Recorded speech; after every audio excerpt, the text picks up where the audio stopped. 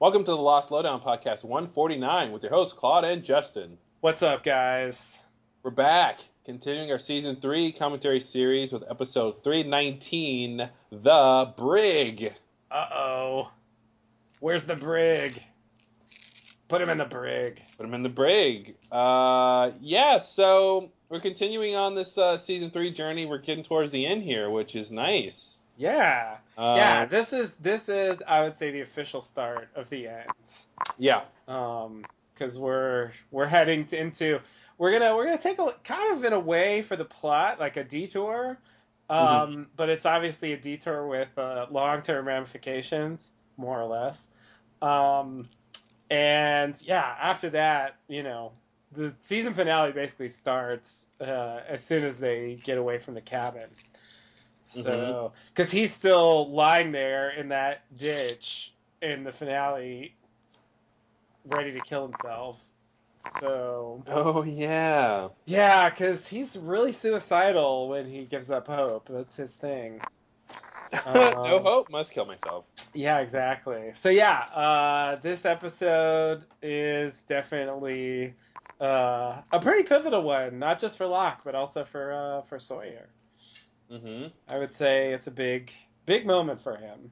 Yeah. I don't remember too much about this in terms of like the non-major scenes. So right. That's kind of all I remember. Yeah, I'm interested to see what this is gonna be like on the rewatch. Yeah, like I kind of vaguely remember what happens, but yeah, the specifics will be a surprise. That's part of the fun of the commentaries. Yeah. So before we dive in, I have a little segment I'd like to do. Justin's segment. This is how you know we're a real podcast, because we have segments. Yep. You're not a real podcast unless you have segments. No music, but it's a segment. Hey, I gave you some music. Oh, shit, I'm sorry. You did, yeah. I apologize. Well, is that music? I don't know. I made some What sense. is music, really? Let's talk about that instead. So this is our sort of Lost Lowdown retrospective segment. I listened to the Lost Lowdown. Fuck, I didn't write down the number. Sorry.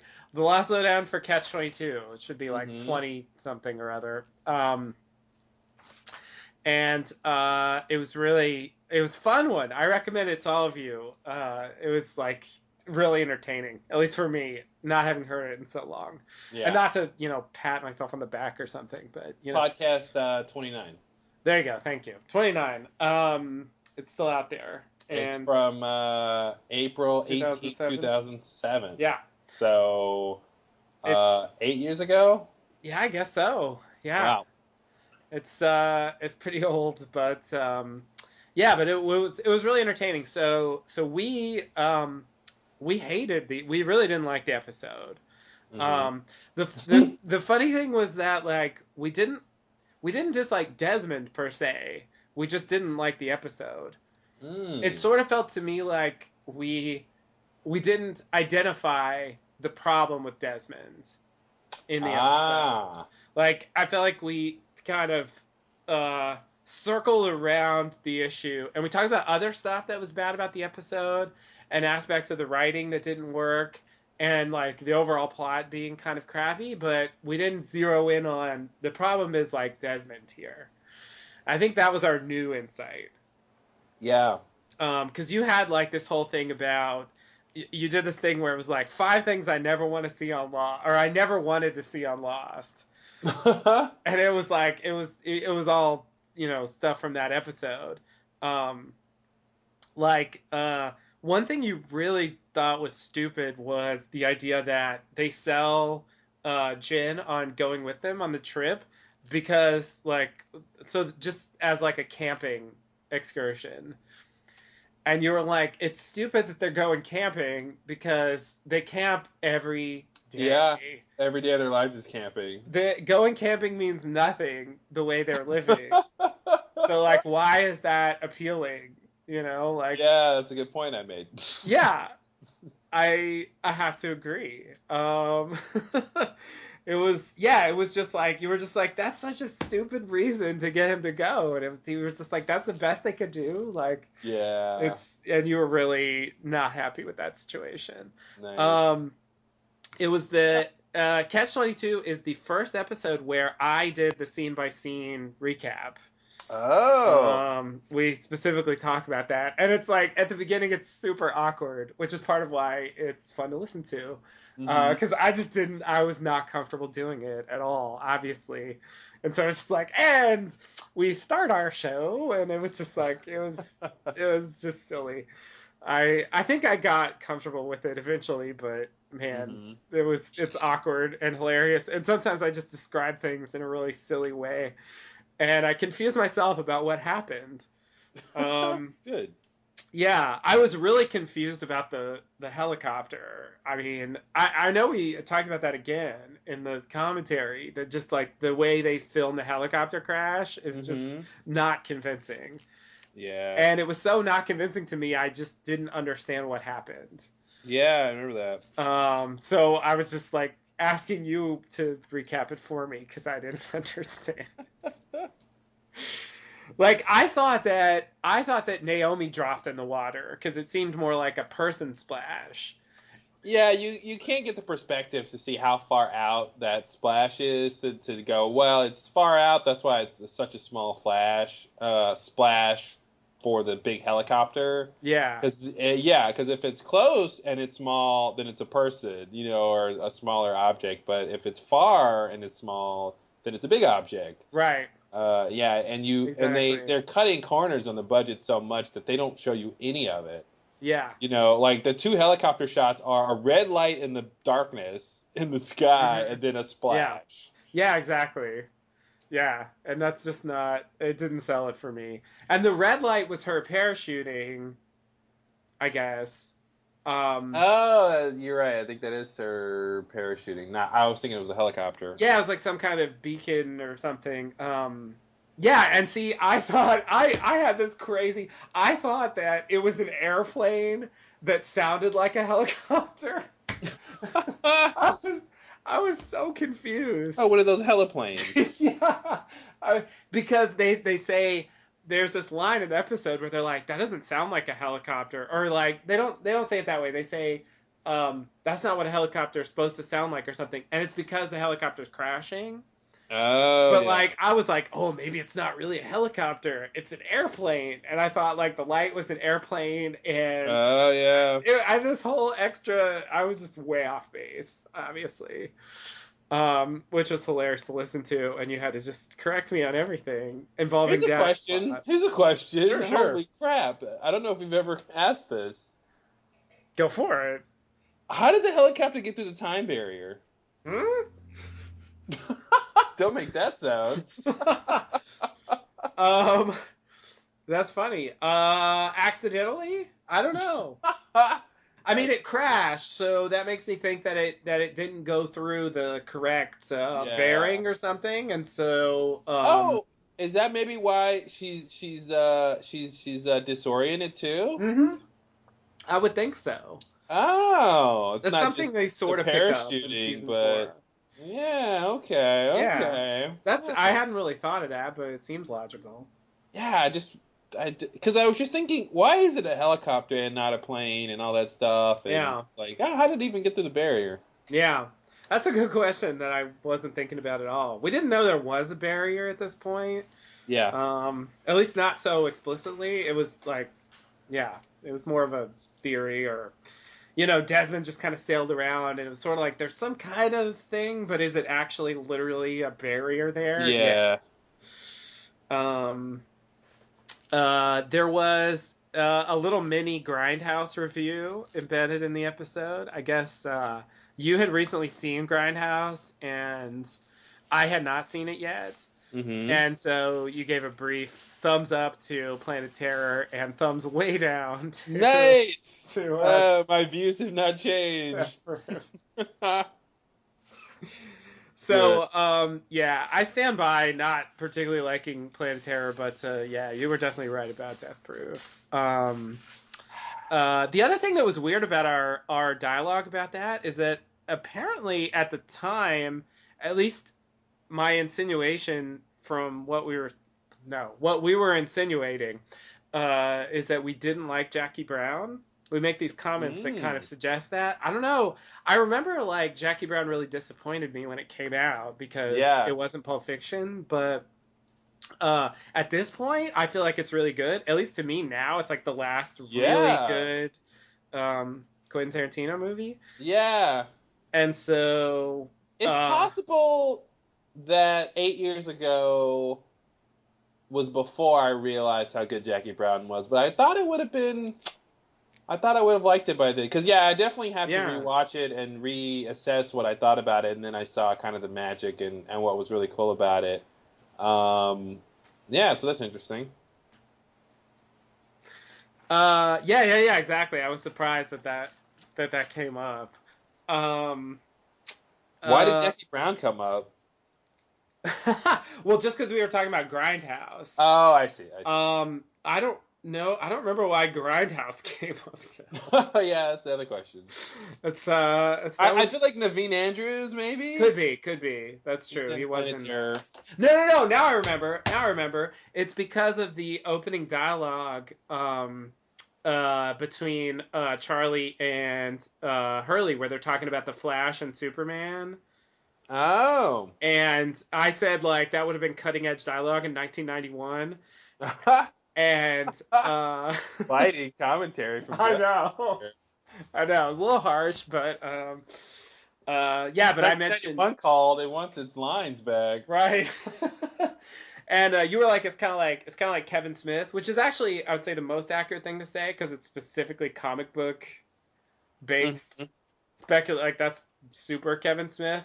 Yeah. But it's also Quentin Tarantino just in the sense of random pop culture stuff that doesn't advance the plot in, I guess, in a more general way. Yeah. And he did have a whole Superman thing in Kill Bill towards the end. Spoiler alert, not really. So yeah, that was weird. But yeah, I think Quentin Tarantino came up, and then you were like, you asked about Grindhouse, and so we briefly discussed it. Oh right, so there's a continuity issue that we identified then, and we talked about it again in the commentary, which is when Sawyer and Kate are talking about when they had the sex in the cage, and they're talking about how they had cameras and Jack saw them. Mm-hmm. And I think Sawyer says, I thought you said the cameras were broken. Yeah. And at the time, back then in 2007, and now, we were both like, I don't remember that. Like, when did that happen? Like, and you had some hilarious speculation about, like, maybe it was after that they were broken. And like, well, I got confused. So I'm confused. So in the commentary and in the original, we didn't remember them ever mentioning the cameras being broken before.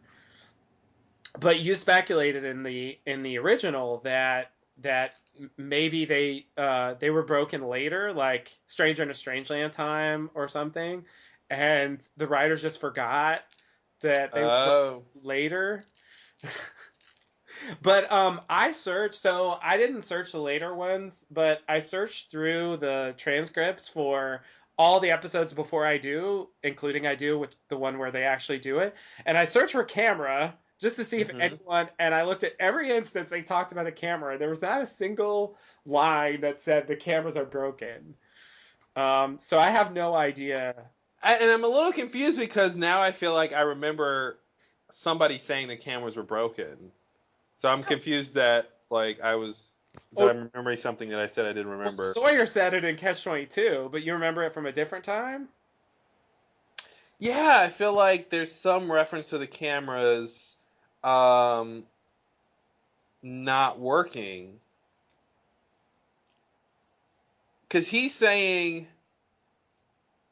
Oh, I see. Because you're saying Catch-22, he says... Like, she tells him Jack saw us? Yeah, exactly. And he says, I thought the cameras were broken? Yeah, she says, like, he saw us, there were cameras, and he's like, I thought you said the cameras were broken. Yeah, and I feel like in a previous episode when they were in the cages, like I think it's like maybe when Kate tries to climb out of her cage to get into Sawyer's cage, and he says something like they can see us, and then maybe that's when she says the cameras are broken. I so at the very least she didn't use those words. I guess. Yeah. I think maybe like if you just look at the word camera, you might not find it if she Yeah. just says they or she uses some pronoun or something Right. like. Right. But yeah, now I'm having this vague sense that they were right. But the fact that both times we didn't remember that is funny. Yeah, and I still don't. I couldn't find it. I looked at the Lostpedia page for Catch-22 because they have a continuity error section, and they didn't mention it. They actually didn't mention the cameras at all. I looked at the section where they recap the conversation between Sawyer and Kate, and they just conveniently omitted that thing, and gave no reference to it anywhere. And so I'm really curious if I'm missing something, and they did say that, or if they just it's just a continuity error. It never happened, and they just said that later. Yeah. I really don't know what the case is. But anyway, unanswered questions. So the next thing is I described the wine that they were making at the monastery as monk wine. Yeah. We had a long thing about monk wine because it sounds weird, which I agree. I had a question about whether or not Viacom still exists, which I thought was funny. And you were like, of course it does. And you were right. But I looked it up on Wikipedia, and there was a sort of a breaking of the old Viacom and a making of a new Viacom in 2006, which was the year before. So there, sort of the old Viacom ended, and then there was a new Viacom created in 2006. Not that I knew that, but I was sort of right. I started reading the Wikipedia page explaining why and what happened, and it was so boring. I just had to stop. I wasn't that interested. But anyway, Viacom still exists. It's like a CBS subsidiary or spinoff or something like that. Not that that matters. Oh, you had a great crackpot theory, which is that Smokey was the oatmeal. Oh, Smokey's the oatmeal. And because they all ate the oatmeal, the Smokey was in them. Like, nice, they got claimed. Yeah, exactly. I mean, you didn't say that because we didn't actually know about that. We didn't know that, yeah. But that's like the smoke monster was inside them, and like you pretended to be a fan writing a letter to Damon Carlton about your theory that Smokey was the oatmeal. It was really funny. Great. It was a classic moment. We had this thing about the fact that Juliet and Desmond arrived at the island roughly at the same time. Like, they've both been there 3 years.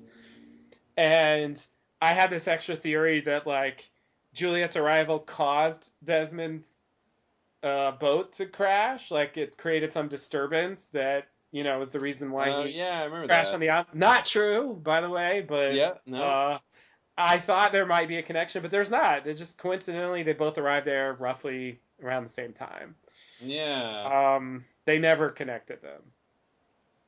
Let's see. You used vis-a-vis, and I gave you 7 points for that. Oh, wow. It was well used. Vis-a-vis. I don't think I've used it since. Yeah, you said at the time, like, I never say this. I don't know why I said that.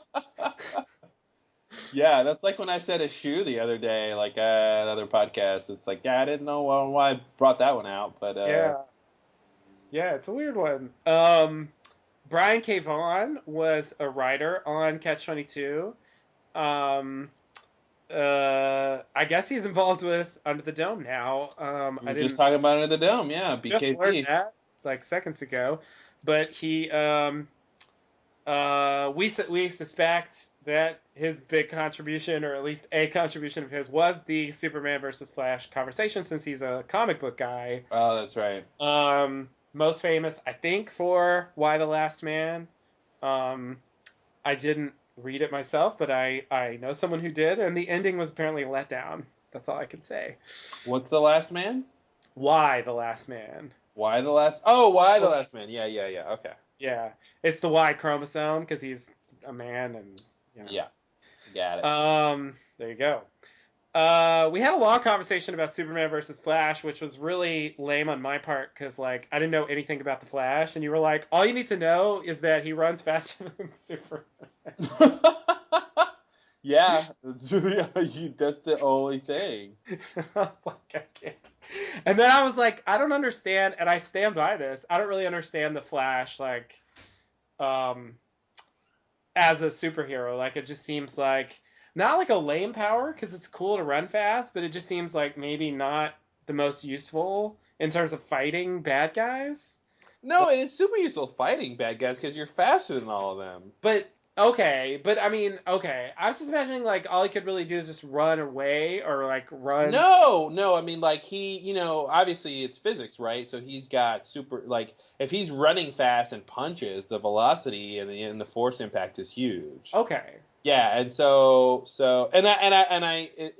my tone might be different now because I actually watched the TV show The Flash, and I like it. So now I'm a little bit more keen on what he can do and stuff. But I mean it's like he's faster. So if the bad guys have guns, I mean he can obviously outrun bullets, and he can tie them up before in half a second before they even know what's going on. So that kind of stuff. It's really there's other circumstances where he's kind of can't really do anything. But yeah, against like normal bad guys, he's super fast. He can save people from a burning building or sure. All that kind of stuff. Rescuing, I can definitely rescuing. But yeah, I mean, if he's fighting people with certain kinds of powers, I think sometimes speed isn't gonna be the thing that gets him off. Whereas like Superman has like 15 powers, and one of those is probably gonna help him win. Right.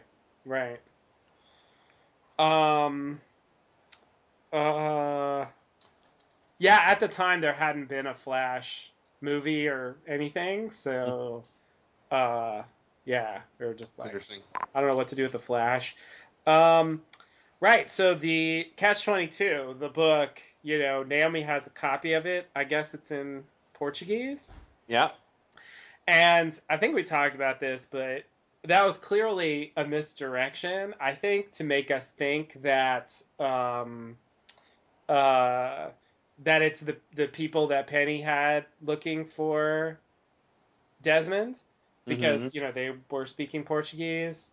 And so I definitely think it was supposed to misdirect us. But not Penny's boat. Yeah, exactly. But coming back. And I mean, all the other stuff she's doing. But coming back, though, why did she have that? I mean, you know what I mean? Like, is it supposed to be, like, how deep does the con go? She has the picture for the con, right? Presumably. But does she have a Portuguese book as part of the con? Or is she actually reading it? I think the picture is part of the, it's part of the con, but I think it's part of, that's what I was want to say. Yeah, I think the picture is mostly part of the con. I think like there's a quality where like or an aspect where she needs to know what Desmond looks like if she's trying to find him. Sure. But the reason she has that picture, not just like some other stock picture of Desmond, is part of the con. I think. Right. But yeah, in terms of like what is she doing with the book, they tried to make it clear. I think that she speaks a lot of languages. You're right. I think it's just a coincidence. Okay. It's supposed to be. Because I was thinking like she has a pretty obvious like British accent, so like it doesn't. Yeah, like I may Not that she couldn't speak Portuguese necessarily, but. And there's a difference between I think speaking Portuguese and actually deciding to read a book in Portuguese. Definitely. Yeah. Especially a book that was written in English. and like why have it on you? Yeah, you're going on a mission. Like that was sort of my question. Like, okay, I get why they showed us that, but after we know what's going on, like, why is it there? Yeah. It just didn't really add up for me. Yeah, I don't think there's much there to get. It's mostly the con. I agree. We're both like, oh right, that was the other thing I was gonna add. Me more so than you. You were a little more skeptical, which obviously was the wise choice. But we both kind of agreed that Naomi was working with Penny. We were convinced by the misdirection at this. Wow. Like I said, I'm gonna come out and say that it's true, and you were like, yeah, that seems like that's right. Mm-hmm. Didn't quite commit, but not ready to say no, definitely not yet. So that was interesting, knowing obviously what the real answer is. By the way, I'm looking at our comments from that episode on our website, and I want to bring some stuff up because cool. there's a lot of things here that we were. I'm looking at what I said, and a lot of stuff is really wrong. I'm almost done with this. Just a few more things. We were both totally done with the idea that they were going to be rescued. Like the satellite phone dies at a certain point. Mm-hmm. And I was like, if this were like season 1, we'd be like, oh my god, the satellite phone died. Like, you gotta repair it, get Saeed in there, you know. Oh yeah. And we were both just like, we just shrugged, like, whatever. Yeah, the sat phone is not their way off the island. Yeah, it wasn't exciting, that whole idea. It's funny because they're actually on the verge of revealing that they do get rescued, and we're just totally done with. That's so funny. Karen. Right when we think they won't get rescued, they get rescued. Yeah, exactly. Perfect. Yeah, I feel like that works. There's something really interesting about that. It's very lost. It is. It's super. Oh, lost. you guys don't care about them getting rescued anymore? Good. Now we're gonna rescue them. Exactly. There's a scene where Kate's like washing herself over some like community watering hole. Yeah, I remember. And she's like sweeping her dirty neck sweat like into the. Yep. She's just contaminating the whole thing. We had a long conversation about that, which is funny. You said that the best of Phil Collins, the thing that Sawyer gives to Kate as a mixtape, was not that bad. Like Kate sort of scoffs at it, and you're like, "Hey, come on, it could be worse. It's not that bad." Best. Yeah, it's the best at least. If you have nothing else to listen to, like it's not so bad. Which I would agree with. And finally the flare issue. We talked about it last time, and like I was convinced that the flare is the reason why Mikhail shows up. Mm-hmm. And sometimes I did this on the podcast, and like in retrospect, I don't really know why. Like I would fall on my sword for certain ideas, but I was like, it's this, and it has to be this. I don't really know why I was so invested in the idea that the flare, but I still think it's true, yes. But it's like, maybe not. That's okay. Mm-hmm. So anyway, I was like, it's the flare, and you're like, but maybe not. It kind of seemed like he just stumbled into the camp, and like, yeah, that's kind of true.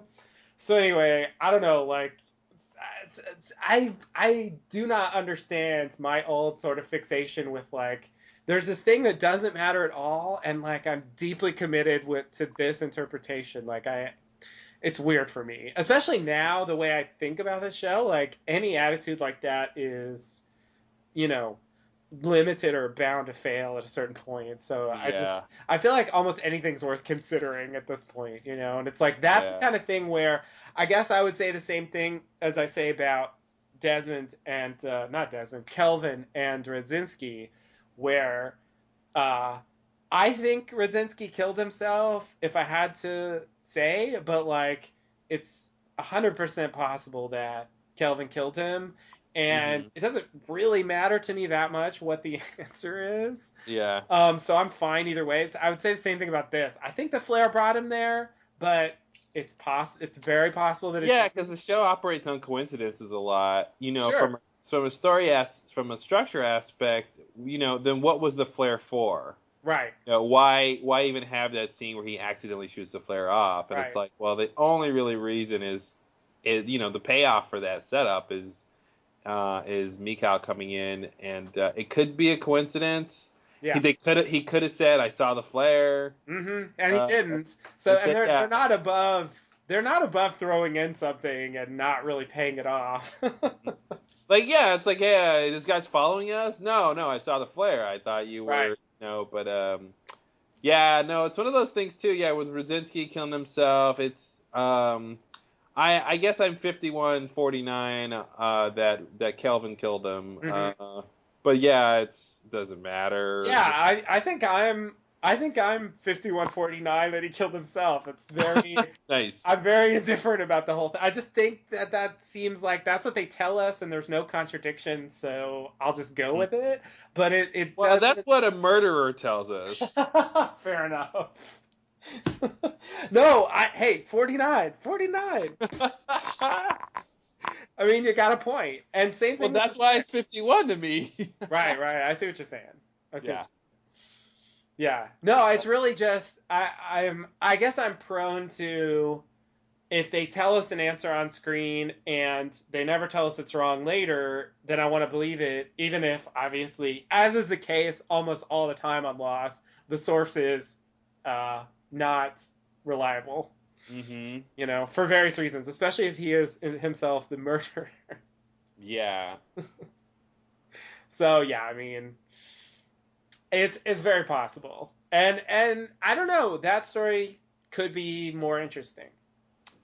Yeah, and I think the thing that makes me think he didn't kill that Kelvin didn't kill him is just the fact that the suicide to me lines up a bit more with the actual, like, the fact that the blood's on the ceiling, Right.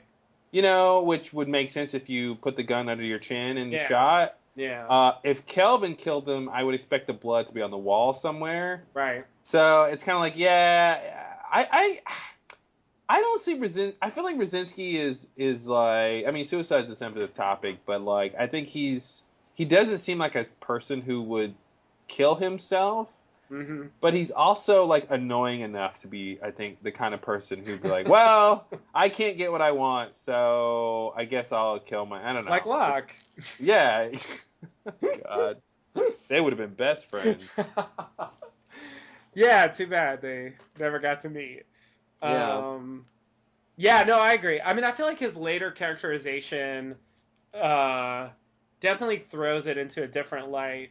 At the time, not really knowing anything about his personality, it was easier to fill it in and just imagine him being someone who would commit suicide, Well, and also, isn't he invested in pressing the button?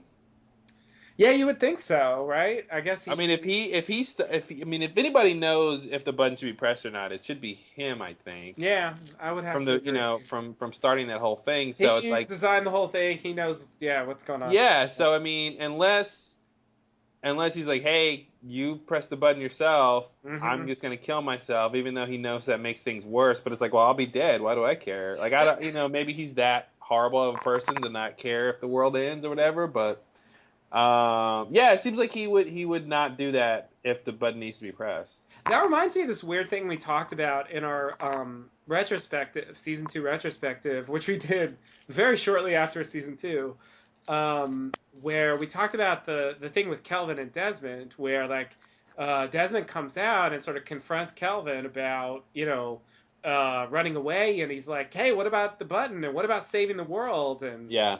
And Kelvin sort of says, like, well, I needed someone to keep doing it, so that's why I tricked you. But then in the next breath, he's like, but fuck it, just come with me. Yep. So he's like waffling, like, did you think it did anything? Yeah, or not? which one is it? Yeah, at first you say it's important enough to where you need somebody to stay behind, but then I guess it's like, well, but since you don't want to stay behind, it's kind of like that. It's a weird turn because it's like, well, that was my original idea, but the situation has changed. You know I was trying to trick you, so come with me if that'll get you to, the path of least resistance, is if you can just come with me. But he's probably just lying about coming with me, right? Like, he just wants to kill him. Like, he doesn't actually want him to come with him. Yeah, I think you're probably right about that. Yeah, so but then it's like, well, you killed Desmond. Now, do we go back to you thinking the button needs to be pressed, or do you think he can he can leave the island in time? Right. Yeah. As usual with Lost, we don't get to find out. God, this show, man, it's so lost. This is so lost. It's really ridiculous. So that's the end of my recap for Catch 22. So you can talk about the comments if you want. Yeah, so there's a couple things here that were pretty funny. I was just kind of looking to see what I was saying. I lost my place. So my first comment was, this ep is kind of strange. Desmond's BS was really BS. The monk thing was cool for half a second. It didn't seem to go anywhere, which of course means we'll find out where it's going later. Hopefully it was more than just to set up Des meeting Penelope. Nope. Oh, excuse me, Penny. Nope, that's all. Nope, wrong. And here's the thing I was super wrong about. I'll say it right now. Brother Campbell is Jacob. Oh my God. Wow, that's a crackpot theory. Yeah. Oh. Mostly probably because of the picture. With him Yeah. We did talk about the picture. And I think I believed that the picture meant nothing.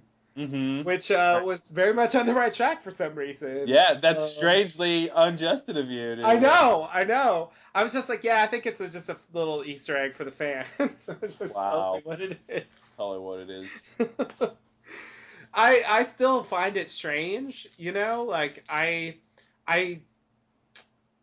wonder if there is any more thought involved in it, because they didn't do stuff like that often where not just, it's one thing having, say, like, Widmore Industries in the background or, you see Saeed on the TV or, you know what I mean? Like, those things where it's just a little kind of crossing paths or a little reference to something.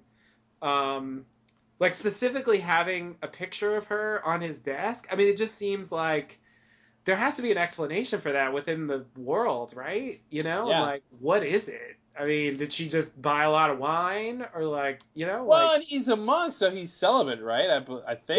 Yeah. We talked about that. Like, she's probably not his wife or something, because he shouldn't be allowed to marry. Yeah, so maybe, and we didn't get I don't think we got his name. So is he a Hawking? Maybe that's his sister. He's Brother Campbell.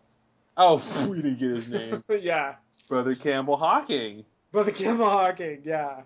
That would actually be logical if they, if they told us that, they were related or something. That would be an answer. Well, and it is an interesting. There's a mirroring here at least in terms of Desmond's like journey, he's at a crossroads in that episode, the same way he's at a crossroads when he meets Hawking. Right. So the idea that her presence is there. Yeah. Is something that's kind of interesting. Like she's watching over him the whole. Yeah, she's watching her. She's influencing or involved in that whole transition between. Is he going to be a monk or is he going to go? Right. Quit and then or get fired and then meet Penny. Which is what she.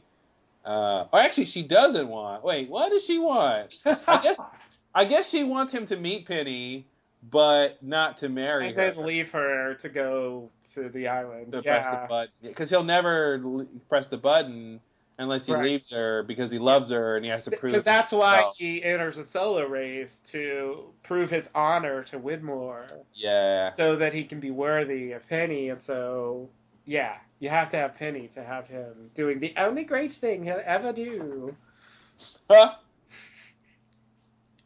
What else was here? Here's something that was really wrong. I said, I just want to throw, I'm quoting, I just want to throw out there that there may be a connection between the parachute girl and the Portuguese scientist and Paulo. Paulo! Oh, wow. Maybe they know Paulo. They/she could be his family. Maybe the shooter girl signed up for the dangerous mission because Paulo was her first love. Maybe. Wow. Yeah. Wow. Bringing Paulo into the story. Portuguese? No, it's logical. But it's like, wow, such Paulo. Yeah, such Paulo. Well, and it's funny because I basically took the idea of Penny sending somebody to find Desmond and it was like, Paolo's family sending somebody to find him, Right. Yeah. And it gives her like a personal stake in it all. Yeah. Whereas she's actually just like a mercenary. Exactly. Well, she has no personal stake. Yeah. Yeah. No, but that's an interesting theory that I didn't remember at all. Yeah. Yeah. It's interesting to go back and see what we were thinking and talking about at the time. Yeah, I wish I had posted more. I think I didn't post because I was worried it was gonna like mess up the podcast. Like I didn't want to like throw out stuff and then like say it again on the podcast. All right, you ready for the Brig? I am ready. Very ready. Let's do it. Okay, get your players ready, everybody, if you're going to sync up with this, and we'll bring it up. Okay. Let's get in the Brig. All right, here we go. All right. 5, 4, 3, 2, 1. Previously on Lost.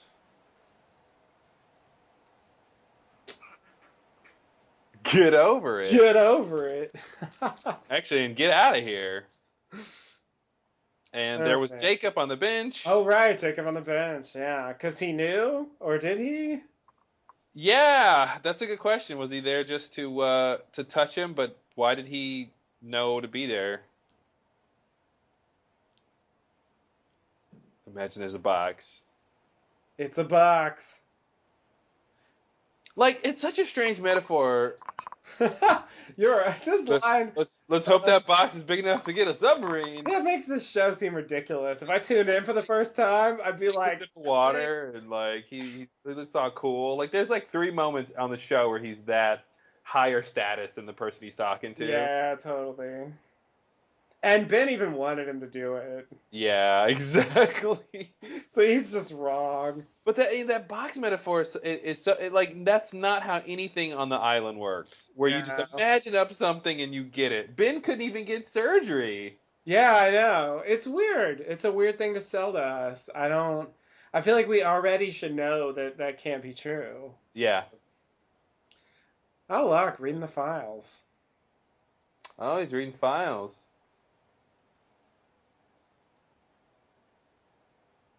He's gonna burn the files. Oh, I know what he's reading. Oh, it makes him sad. I just remembered. Yeah, he's sad. 8 days. So this is one of those rare on island flashbacks. Yeah. So we're cutting back to the previous episode. I remember this being very exciting. Oh yeah, this is like right after the end. You brought him here. Shut up, Ben. That's exactly the opposite of what happened. Yeah. We didn't. You literally did. I know. Ben is he's so full of shit. It took us a long, we knew he was a liar, but it took us a long time to know how literally he says the opposite of things. Yeah. He just literally says the opposite. And like how much where we are, yikes! God. Yeah, they're really throwing out the shit in this. And then Tom closes the door like, "Don't you tell him where we are." Ooh, shh. And it's like, what, purgatory? And that's what you think. You feel like it's some crazy answer. Yeah. But can he really mean? Don't you know we're on an island? Like does he think like? I forget what if they come back to that, but yeah, I think they do, but I'm amazed with Ben's willingness to insinuate craziness. I almost feel like Ben is like the writers. Well, think about it though. If he's trying to manipulate Locke, what best way to do it? That's the way. No, you're totally right. He read his file, man. Yeah. He knows that he right. You're immaculately concepted piques his interest. Yeah. You brought him here. You're didn't special. Do anything. Yeah. Wow, that was a nipple close-up. Interesting. I'm ready for my close-up, Mr. Yeah. Is that Josh Holloway's nipple? Hey, that nipple went to acting classes with him all the time. I hope so. He did leave his nipple at home. Had a really A lot of screen time. His nipple's a method actor.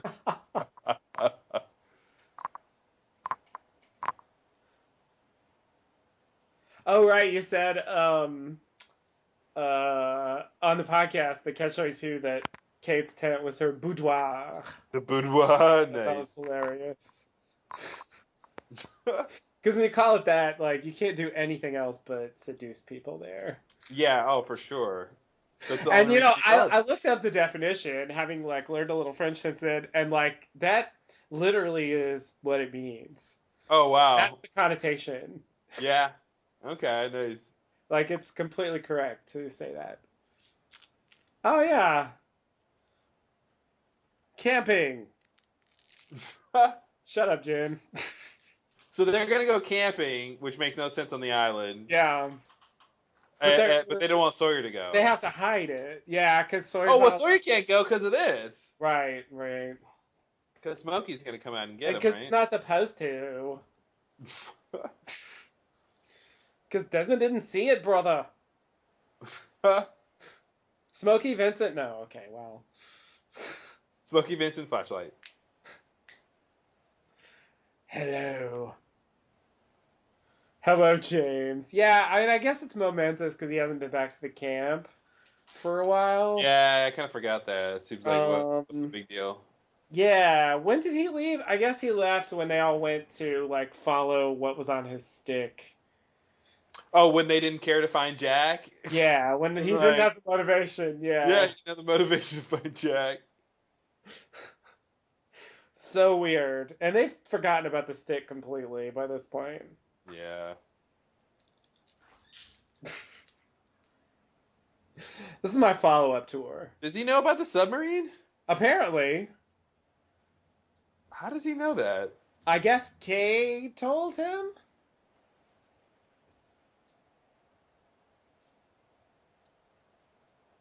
Wait, what? Or Saeed told him. I mean, they were there, I guess. Wait, who? Or Jack told him.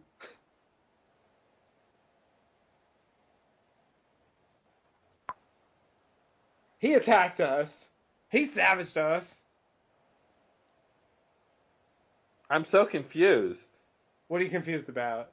Who is he talking about? Ben. Ben. He's saying Ben. He's got Ben kidnapped. Yeah. Oh, I see. Yeah. That's his ruse. He's gonna pretend it's Ben, and then he's gonna lock him in the room. File's got the facts wrong.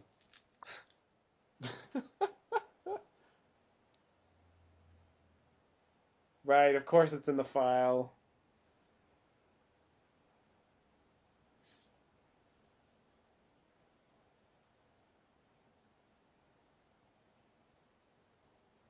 The episode's not ending now, so stop, please. Oh, right, he has to go barefoot. Because of this, like... Oh, he's gonna pull a Die Hard? Yep. Oh, yeah, that's a Die Hard thing. Forgot about that. So here's the FAMP that's actually a real camp. Oh. I guess. So, yeah, the idea, which I don't know if we ever really got during the...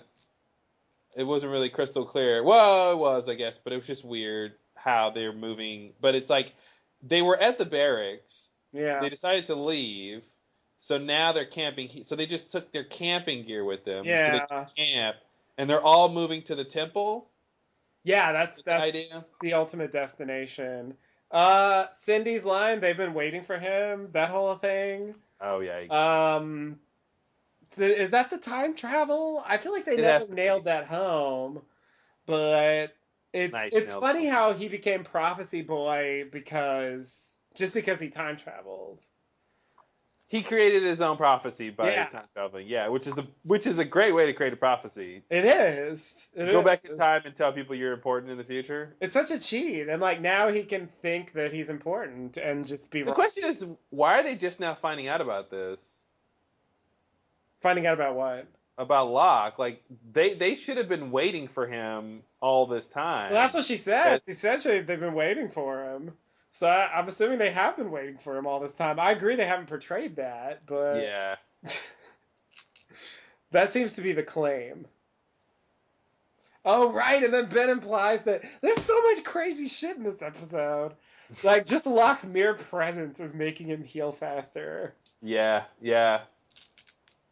It's like, is he lying? It seems true. Or has it been?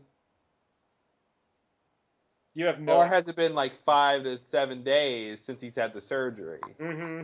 And now he's getting better. And he's just healing because he would have healed anyway. Yeah. Crippled by the memories.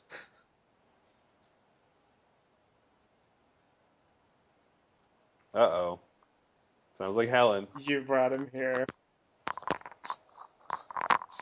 It's funny because later on... Oh, I was going to say later on, he said that right now. Wait, so he just admitted it's bullshit, but he's still contending that Locke brought him there? Like, I don't get it. Well, let's see if he explains it. All right.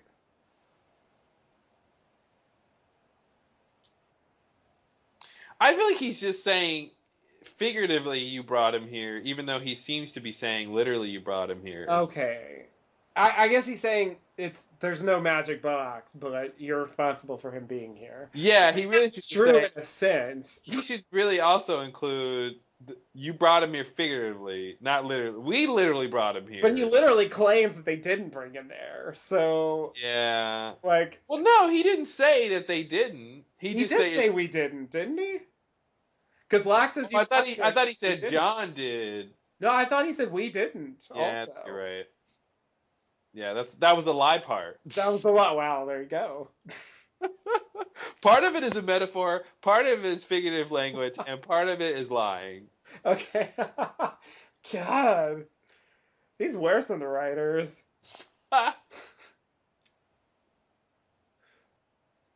Okay, so they're back now. Oh, because this isn't as long ago. About who's supposed to be where and who's doing what. what. I'm kind of...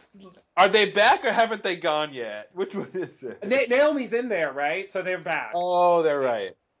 Yeah. That's right. Aye, Juliet. Aye, matey.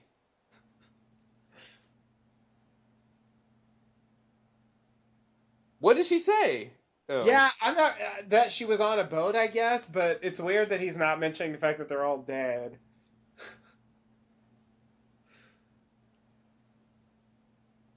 Huh? I feel like he set up a weird scenario of trust. Yeah, it's confusing. He's gonna get Saeed, right? Oh, Sawyer. Yeah, the feet, man. The others do it just fine. I don't know what his problem And they don't leave tracks. Mm-hmm. Although none of the others that are actually doing it now, because they're wearing shoes as they trek across the island. I didn't see their feet. Are they wearing shoes right now? I don't know. I assumed. Should check out the feet if they show any feet. It didn't really matter, but.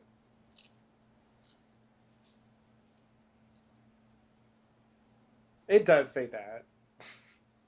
It's not true. Really? He's just lying? Yeah, because like he knows the story. That's why he's bringing Sawyer to meet his father. Yeah, this is so weird. It'd be like, yeah, I guess this is this thing where he can't just tell Sawyer that he has a strong motivation to come. He's got to like bait him into believing it himself. It's weird that he tricks him. He tricks him into thinking it's Ben instead of telling him, oh.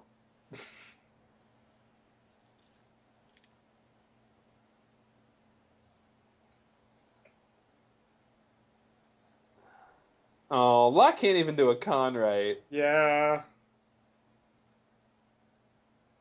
Because why wouldn't he say, I got the real Sawyer, he screwed me, he screwed you, come kill him. Yeah. And it's... Maybe he'll explain it at the end.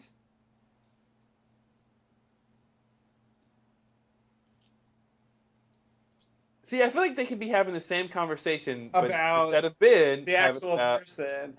Yeah, the misdirection's weird because I feel like the viewer, is it supposed to be a surprise? I mean, I remember at the time not believing it was Ben.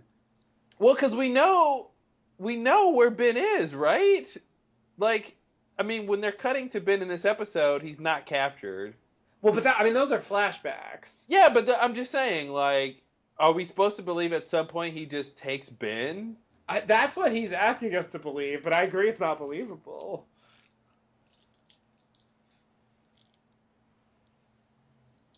It's just weird, like, hey, you, Sawyer, only you, let's take you and go kill Ben. Yeah, and I feel like Sawyer doesn't really want to kill Ben that bad. It just bad. doesn't add up. Yeah, it just seems like, why is it Sawyer? I mean... Yeah, in terms of it being Ben, it makes no sense that it's Sawyer, but it makes sense it's Sawyer because of real Sawyer, right? Exactly. So why are they going through... It's just like... It's almost like the writer's like, well, listen, we would normally write it directly where this character tells Sawyer, the real Sawyer's here, come kill him. But since it's Locke, we got to do something stupid and have him do a ruse. Like a really bad... To be authentic to Locke's character, right. He's got to do it wrong. Right, of course. What was Saeed doing, by the way? Just digging a hole for no reason. Digging holes, man. Maybe it was a latrine hole. Digging a ditch, digging a latrine hole. Okay, sure. Why not? Actually, on Catch 22, you speculated that Saeed would question Naomi, which was correct. Nice. So well done on that. Look at him. He's just, this is interrogation mode. Yeah.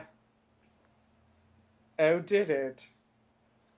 We're both British here. They have a British off.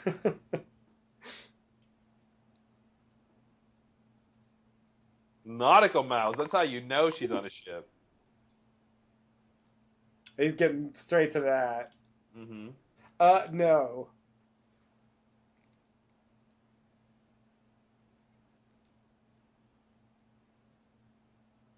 Season 4. Everyone watch it. Mm-hmm. And they totally verified that they were the right bodies.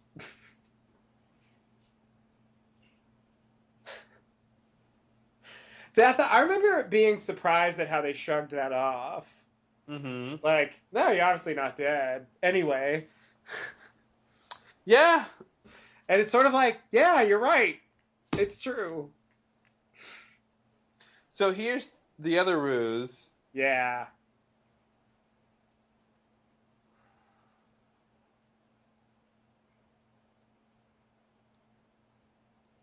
And this is strange. This is like, why say this? Yeah. It's a lot of extra stuff. They go back and they add so many elements to the dialogue here because she didn't expect that there wasn't going to be an island, right? Right. No, otherwise, why would knows about the island? They got protocols. They're supposed to get banned. Why is she telling them this adding to the mystical element of the show? It's weird. It's really strange. Yeah. I still don't understand how Whitmore's mission came about. Like, they never really tell us. Mm-hmm. And you know, obviously a lot of what she's saying is just like lies. I do love that line. Remind me. Yeah, I know. I remember that. That's a classic. Because I might forget when the rescue comes. I might say all aboard, but just remind me. Tap me on the shoulder and make me push leave me here. Remember? Because Penny, did she know about the island or not? I don't remember. I don't think we ever find out if she knew. I feel like maybe she didn't know, but then did Widmore find the island because Penny was looking for Desmond? And if so, how did he even know that Desmond was on the island? Like, the whole thing. Yeah, maybe Penny's Portuguese scientists were working for Widmore. Yeah. That's sort of what I was thinking. But then it's like, how did they even know to look for electromagnetic anomalies? Like, why would Desmond even be there? You know what I mean? It just seems like such a random guess.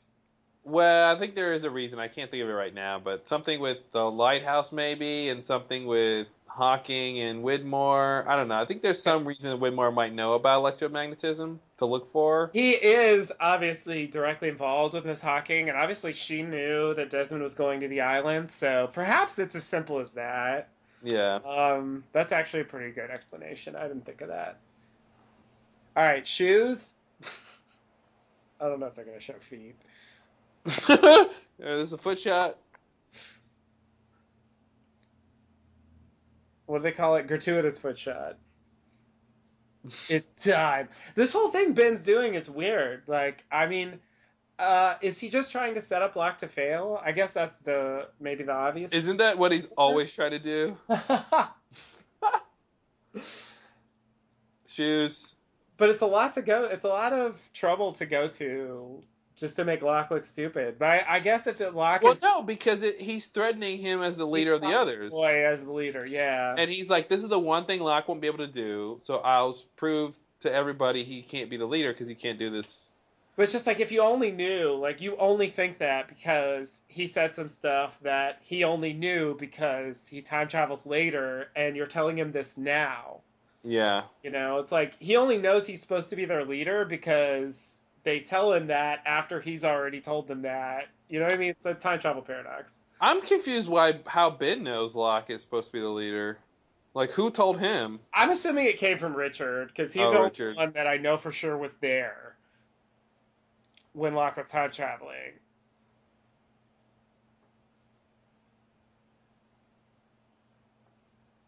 We came to watch. God, shut up, Cindy. Bug eye? Wow. Yeah. Personal. Yeah, it's weird when they do that. They reference his eyes a few times. Uh-oh. Anthony Cooper has the solution to Lost. Why haven't we figured it out yet? It's funny because, like, Ben's right. Mm-hmm. You know, like, this would be good for Locke. Like, it's all true, but it's Or is it good for Locke to not even care? Maybe that's actually the best response. Well, sure. Instead of getting revenge, it's just like to really let it go. That would be the best thing. But he does care. He wants the revenge, but he can't bring himself to do it, so it's even worse.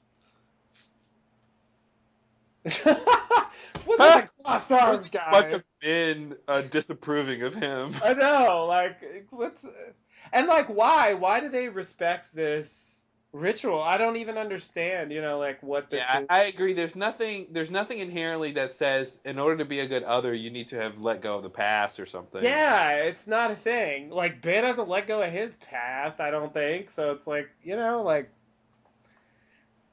he's going to be looking at his Annie doll. This is what he wanted. He wanted to say that line. Oh, totally. That was the point. Yeah. I get it, but I don't get why they're supposed to buy it. And why do they think he's someone who can do this? Yeah. Why is it like, you know, there's a prophecy about Locke the hunter or something? Right. This fierce warrior, like. Yeah. Yeah, it doesn't really make sense. You know, it's actually interesting to consider what mythology the others created over the decades about Locke. Yeah, I agree. It would be interesting to hear from them what they expected, and although it's funny because I think Richard's gonna cut through all that and be like, yeah, I don't think you're that special because I saw you born. He's gonna cheat too. It's weird. Like, he buys into the ritual, but he's like, hey, just get Sawyer to do it. Yeah. You know, and it's sort of like, it's weird that he thinks it's okay. Like, he thinks Locke should be the leader. Which is very interesting dynamic because that's the kind of thing Ben would have done. Yeah. Ben would have manipulated somebody into killing somebody for him if he needed to. Yeah. Which is what Man in Black does to Ben to get him to kill. There's like three versions of that. Totally. And it's like the ritual is valid. Like, he does need to kill his father, but it's okay to cheat and pretend like you did it and get someone else to do it. It's just like, you know, like, I wonder if that has anything to do with the loophole. Because that is the exact same dynamic of Ben and Jacob and Man in Black. Well, the thing is, I think the Man in Black set up this scenario because when Locke shows up in the 50s, he's like, Jacob sent me. You know? And that was, you know, the time travel is set in motion and the reason why he thinks Jacob sent him is because of what the Man in Black did. Yeah. So it seems to me that the loophole, not only is it like the loophole, but it's actually part of the loophole. Because, like, part of the thing is Locke is supposed to be the leader of the others. Once he's dead, the Man in Black will be the leader of the others, and he will be taken to Jacob. It almost makes me want to try to make an analogy. You know, Locke will get become a better person, get past the past if he kills Sawyer and the real Sawyer, and it's almost like, if Ben is convinced, Ben as the leader of the others is convinced to kill Jacob, somehow that like depowers Jacob or something. Yeah. He's the only one who could have taken his power away because he's the one who's fueling it or something with his belief in Jacob. Right. That's really strange. And like the idea that Ben would have never done it himself, but he had to be conned into it. Sort of coerced, yeah. Yeah. And Men in Black set that stuff up too. Like, he's the one who's responsible for Ben having to leave the island. He's the one responsible for the help me thing, and Ben thinking that Jacob didn't care about him, and like there's all these points where it seems like he was running that whole situation. But I think the parallel there is something I didn't really think about before. Yeah, the parallel, definitely just came to me. Because Jacob is like a father figure for Ben. Exactly. He wants the approval of and doesn't give it to him. And can never get his approval. And literally the guy he says, "What about you?" What about you? Which is what Anthony Cooper would have said to the log. Totally. Wow, that's crazy. Yeah. I feel like we should talk about that more later. Yeah. It's an interesting... Speaking of Saeed, let's talk about this later. Yeah. Perfect. Yeah, so like here's the satellite phone, obviously coming back into play. Satellite phones will play a huge role in season 4. Yeah. It's all about satellite phone here, it's a new satellite character. there. Yeah, it really is. You bald bastard. You bald bastard. What? Oh yeah, and then she shows up. Strange to meet you here. Yeah. What? I remember this. Just came by the dynamite store. This is where you go for dynamite. It's a little unstable though.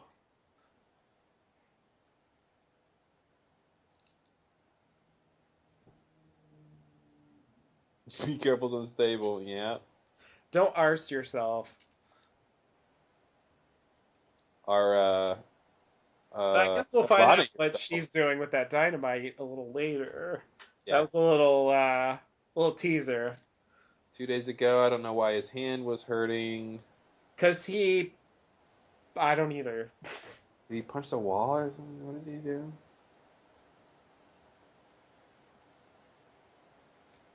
I'm immortal. You were formally introduced in the 50s. But okay. And you also saw him when he was born. Mm-hmm. Richard's role in this, I think, is also very confusing.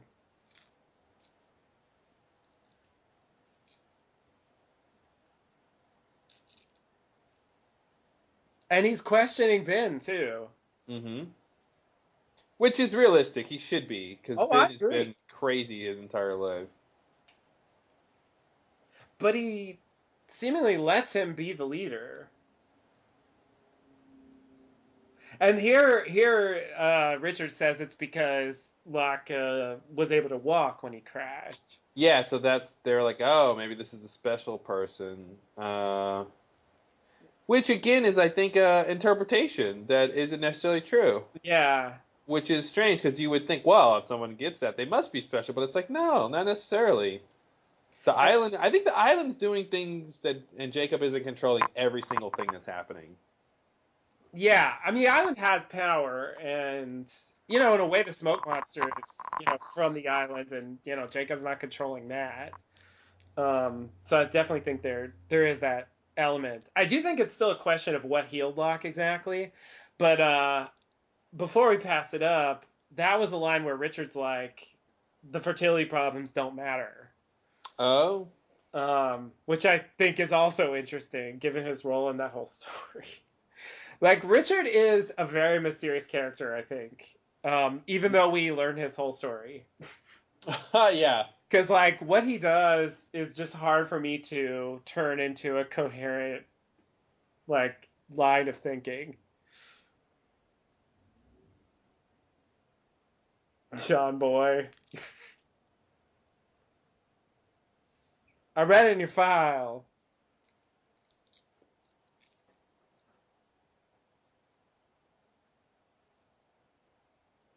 Wow, Locke has the upper hand.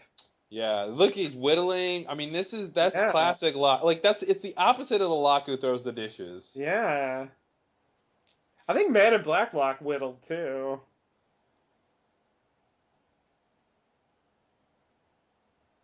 Oh, right.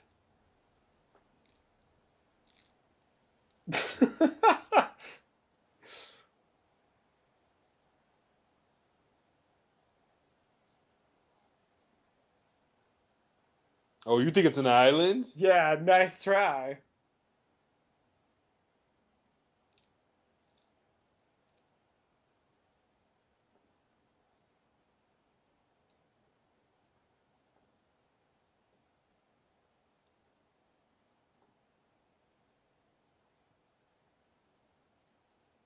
Which is just good bedside manner. He had really thick eyelashes. Everything he's saying is normal. So far, Yeah. nothing normal.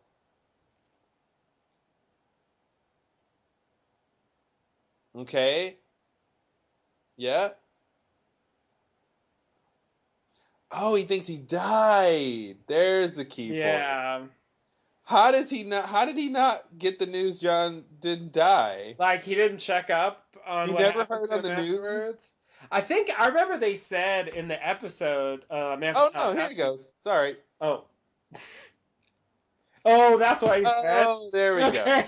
Wow, it's like he's listening to us. That's really weird. So he's just wrong. Okay. So Yeah. everything he said was just normal and he's just misinterpreting. He's just wrong. But it's funny, he's gonna throw out this idea that they're dead Yeah. when Saeed and Naomi just very casually shrug that off as like, no way. You're right. That's again. That's another classic loss. Yeah. They put two opposing ideas in the same episode. Yeah. And they just let you marry. And listen, and it's characters that get the same evidence having different conclusions. Yeah, totally. That's exactly what the show's about. And like for him, it is crazy. I mean, he was driving down the road in Tallahassee, and then he wakes up here. It is weird. And it's all about the information you need, right? Because Naomi knows what Whitmore's capable of, and specifically what he did. So to her, that means they're not dead. But right. Sawyer doesn't know that. Right. Right. So he doesn't think that someone just did it. Exactly. Yeah, that's crazy. Here's the show telling us how to view the show. Yeah, totally. Totally. We just had a hard time listening. Yeah. Well, we didn't know what we were supposed to be listening for. That's true. That's the problem. They don't really tell you. Uh-oh. Tom Sawyer. Uh-oh.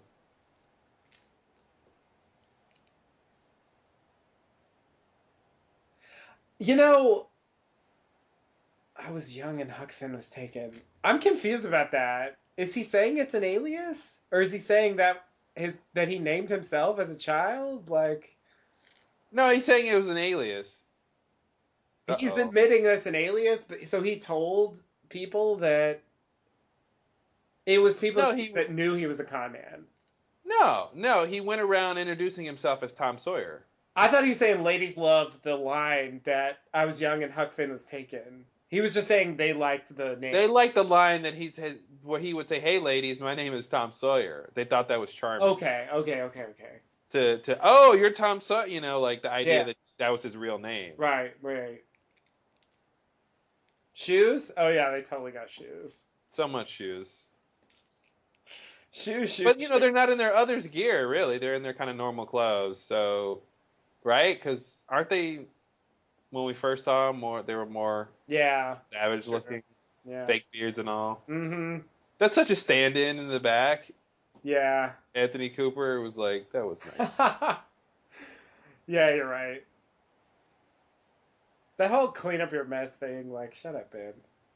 And here's the thing, like, if Locke is special, if all this stuff that the mythology is true, then like, why won't Ben won't just get in line with it? Right. It's funny, in the Flash Sideways, he says Locke was special, and I'm just not convinced. He says what? That Locke was special. And you're not convinced that Locke was special? No.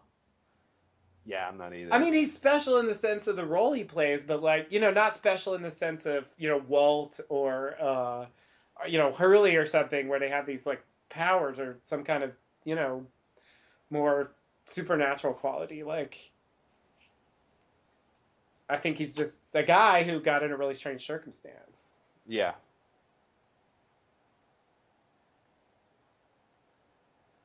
And like his healing doesn't make him special because other people heal too. Mm-hmm. It's not like it's exclusive to Locke. It just healed a lot. It did heal him a lot, fair enough. But curing cancer is not bad either. You killed my daddy. Yikes. Oh man, he's got the letter. Oh yeah, he sleeps with that letter in his pocket. He does. He does. He might not have shoes, but he's got the letter. Wow. Yeah, I guess like they really wanted to draw Sawyer in. They didn't want him to know from the start that that's who. So it's a surprise, and he doesn't just charge in. Yeah. Like you killed my dad, and he gets to like figure it out, and then it's like this growing realization that leads to this. It's a great choice when you're in this part of the story. When you're in the first part of the story, it's like, why the ruse? Yeah, it feels very contrived.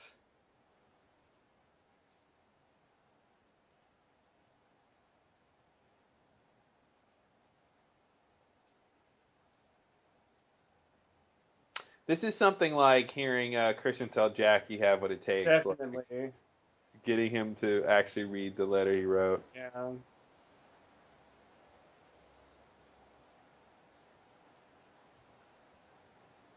Is he getting more Southern?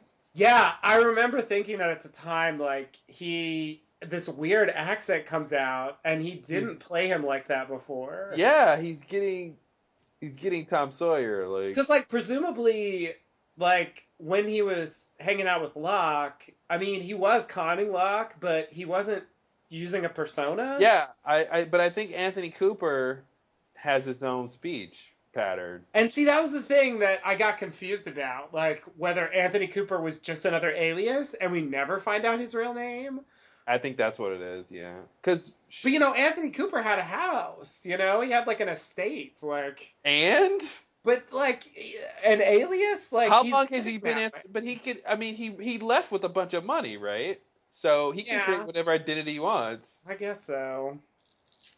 Like, you're saying like people can't have false identities and buy things?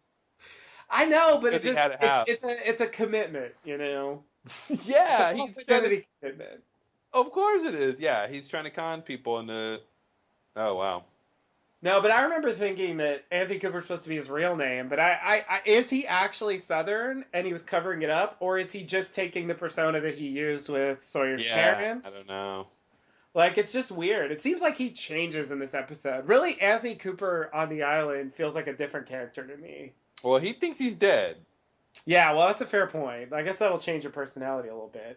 And now he's actually dead. So Sawyer just killed him. That's kind of he's killed him now. Sorry to talk over that, but I just find his demeanor very strange. I think he made a choice as an actor to regress into his Tom Sawyer Southern accent during that. Yeah, I think it was a good choice. It was interesting. Yeah.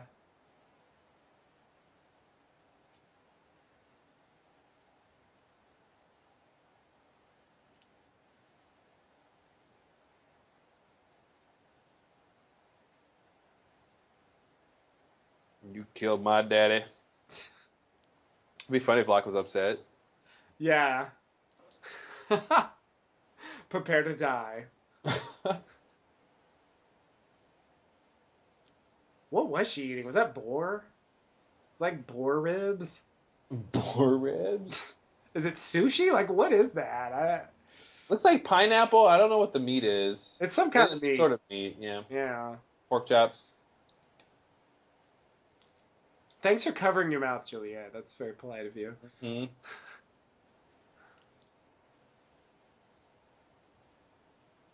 Kate rats him out. What? This is Kate's version of following you when you tell her to stay. Yeah. She's just totally letting the secret out. Yeah. I already told you because of Juliet.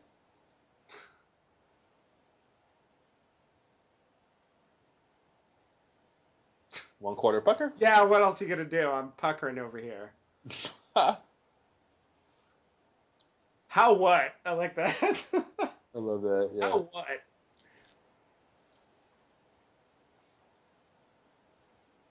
How what? Is this a joke? A phone radio. No, a satellite phone. Though a radio tower is going to interfere with it for no apparent reason. Uh-oh. Uh-oh, they got a secret. Tell us a secret. What's the secret? Not yet. Not yet. That's for next week.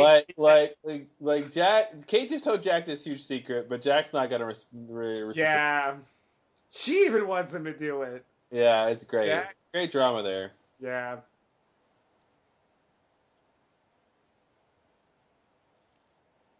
I do feel like this is kind of. I mean, they've already done it in a sense, but it's kind of a turning point for Sawyer. I was just gonna say this is his character arc complete. Yeah. Now he can go and progress towards being LaFleur. Like he's a hero now. Yeah. Stripped all of the annoying kind of stuff he used to do before, and he got ready. Yeah. Yeah, he was ready to do this. Like if this had happened in previous seasons, it wouldn't have been the same. Yeah, you're right. Totally right. Oh wow, I forgot about that. So I guess that's what Juliet wanted Jack to tell Kate. Because Juliet already told Jack. Juliet told Jack. I think that's what we're gonna find out. Yeah.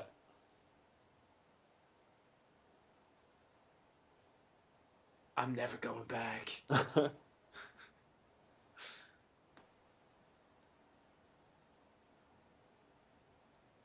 Oh God. You've always been on your own journey. I know. No one else was with you on that journey ever. Except for Boone. You know, now that I think about it, in a way, he never goes back to the main camp. Yeah. For the rest of the show. Like, that moment when he leaves to follow the stick because they're not motivated to find Jack is like the end of him being at the main camp. That's kind of... Yeah. Oh, and Sawyer finds out about Locke being in the wheelchair? I forgot how that happened. I didn't remember that. Anthony Cooper told him. Oh, yeah. It was weird. It was like exposition in the middle of the thing, like just in case someone didn't remember. He's like, "Yeah, that's my son, and I put him in a wheelchair when I pushed him out the window." He was paralyzed. That's right. So I guess Sawyer knows about that. I remember thinking that no one found out, or at least very few. I mean, Rose knew and stuff, but I think Jack doesn't find out. Jack doesn't care. Sawyer knew. It doesn't really matter, but Sawyer knew. That's not him, by the way. I was going to go ahead and say it. That's not the actor? I don't think that's him. Nah, probably not. We need to put you in a bag. That's why he's in a bag. Yeah. So we don't have to actually show him. That seems like an awkward way to carry him. That's the worst way to carry him. That's the literally worst way. Oh shit, that's the end of the episode? Wow. The next part. What happens? That's an interesting way to end. Wow. He's off for a journey. So he thinks. He's going his own direction. Thanks for the cameo, Cindy. You really nailed it once again. So that line that Richard has about the fertility, he calls it I gotta look it up now. What was the word he uses? No, not distractions. It's something with an F. Novelties. Sorry, I don't know. Novelty. Okay. Novelties. To me, and he says we're looking for someone to remind us that we're here for much more important reasons. Right. So there's more important things to be worried about than the fertility. Yeah. It's an interesting, specific thing to be saying. Right. And not like, well, if we don't crack this fertility thing, we're all doomed. It's like, no, we're fine. We need to focus on this other thing. Yeah. So I guess the point isn't that he doesn't care about it at all, just that there are more important things. Yeah, that there are more important things. That's not their primary mission. Is Yeah. to populate the island That's that not what way. being on the island is all about. Yeah, which is Procreation. another kind of throwaway line, but is really important to know. Which means like really all this fertility thing is Ben. It's not really an others thing. It's a Ben thing. Right. And I guess I still don't know why he's obsessed about it. Yeah, me either. And I feel like there should be some character, heart of the matter type thing that ties into babies or his mother or. I mean, I feel like you can make a connection there since his mother died, giving birth to him. Oh, is that it? That specific thing that traumatized him forever? Yeah. That's what I was looking for. I think that might be. I'm glad you found it. I was like, what is it with his birth that could have affected him to where he cares about women dying when they give birth? Right. And I was thinking it was about people not able to give birth, but no, the dying during birth is the specific thing that's causing him to have a problem. And his father blamed him for his mother's death, and that's why he. Oh man, it's so cut and dry. That's what we're gonna find out in the very next episode. Wow, it's so cut and dry. Oh my goodness, this is really incredible. It's really incredible to me that the entire Others fertility storyline is nothing but Ben's own tragic flaw, or not his tragic flaw, something else, but like his initial tragedy he's trying to get over. Yeah, his sort of baggage, his like thing. Yeah, wow. He can't get over. Yeah. Wow. That really nails home a lesson about how all characters are motivated by those things that define them, and not by their external goals necessarily. Right. Or their external goals will be part of that, right? So his external goal is to fix this. Yeah. But it's not because that's where it diverges, right? Because his goal is to cure the fertility problems. And then you go, so that they can repopulate the island, because that's what he apparently thinks the mission of the others. No, that's not it at all. Right. He cares that women are dying during childbirth, and that's what he wants to fix. Right. And that is what relates to his that tragedy and the core his core baggage. And that's crazy to me. As a writer, it's like, looking at that, it makes me want to look at all these characters and what is their primary motivation, and then what is their external goal, and how does that line up. That's really crazy to me that it's all one big, not fool's errand, but it's all one big exercise because of Ben. Right. And that really the others, as we know them, so much of what's up with them is because of Ben.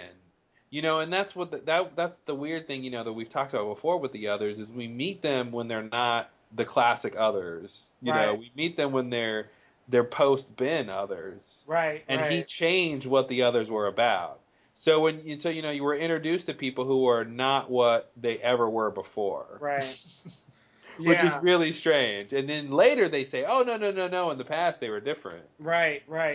And I guess we briefly see them like the way they were supposed to be before, but it is true that the majority of stuff we've seen is just from that point of view. I feel like the thing that happens later this season is kind of a mini version of the fertility stuff, which is the thing with Carl. Mm-hmm. Where it's like it sort of seems like this big crazy thing, but it really just comes down to, I thought he was going to get you pregnant. I guess I overreacted. Yeah, it's not even overprotective dad, I don't want my kid having sex. It's I don't want her getting pregnant. I don't want her getting pregnant, specifically. Yeah. Yeah. It's not, he's not like, he's not specifically coming out against that. It's just like, well, if she got pregnant, then she would be one of these people dying, and so, I guess I overreacted. And it's like, it really comes down, like, a lot of the stuff they're doing just comes down to Ben's desires and the fact that Ben is kind of crazy. And so he goes to like really extreme lengths. He's obsessed. Well, and that's why, because he's obsessed because it's so specifically traumatic to him. Right. Whereas, Juliet was willing to give up, even though it's a hard thing, she's willing to give up because she doesn't have that baggage. Right. Right. Yeah, it's really interesting. And I definitely was not watching the show trying to look at characters' sort of primal motivations. Yeah, me either. I always Just wanted to look for the opposite of that, which is like obviously not the way to think about it. yeah. But you know what I mean, like grand motivations or higher purposes or something like that. You know what I mean? Like things that are not just personal. Yes, the thing that's bigger than themselves. Yeah, I think that's what I was always looking for. But ultimately, and for Locke too, it's very true. Like that's what it comes down to. Yeah. And I guess the tragedy with Locke versus Sawyer is that Sawyer actually moves on from his problems and becomes a better person. And Locke, even though his father is dead, does not move past the problems that his father caused on him, psychologically. Yeah, and I feel like Locke had maybe two issues. Locke's we should figure out what Sawyer's thing was. I mean, it was the Anthony Cooper, Tom Sawyer getting his parents killed kind of thing, but he's able to move past that. And I think with Locke, that was a secondary hurdle. His primary hurdle was the special thing, Yeah, I guess the thing is he had that even before he met his father. Yeah, he was looking for something special, and I think his dad tied into that. Yeah. Where he thought, well, once I meet my dad, I'll realize the specialness, and then that took a detour when the dad was who he is. Yeah. And so even with that gone, he's like, okay, well, how am I special now, though? He's always, he's looking for a special destiny. So I guess that's the extra thing. His disappointment in, what happens with his father, and then the fact that he never gets his special, the walkabout was supposed to be it, and then he crashed on the island, and that's supposed to be it, but that's not great. So and then the hatch, the hatch is supposed to be it. That's not it. It's like, no, that's not it. And now it's like it's this now. He thinks. Yeah. And it's like, nah, it's not gonna be that either. And then it's what, bringing people back to the island. People back, yeah. Yeah, then that's not it. And then he's dead. And then he's dead. Thank you. Good night. Like. Wow.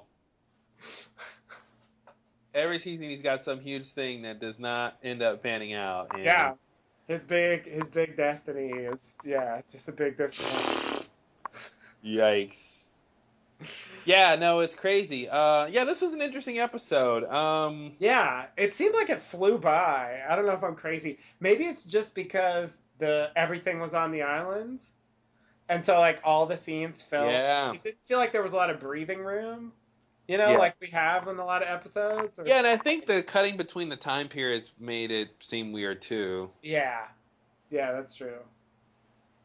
Yeah, they had to do this weird thing where they didn't have enough story to just deal with the aftermath of Naomi landing and that time period. Right. They needed to talk about the Locke part of it, right. And then needed to intersect with Locke coming to get Sawyer. Right.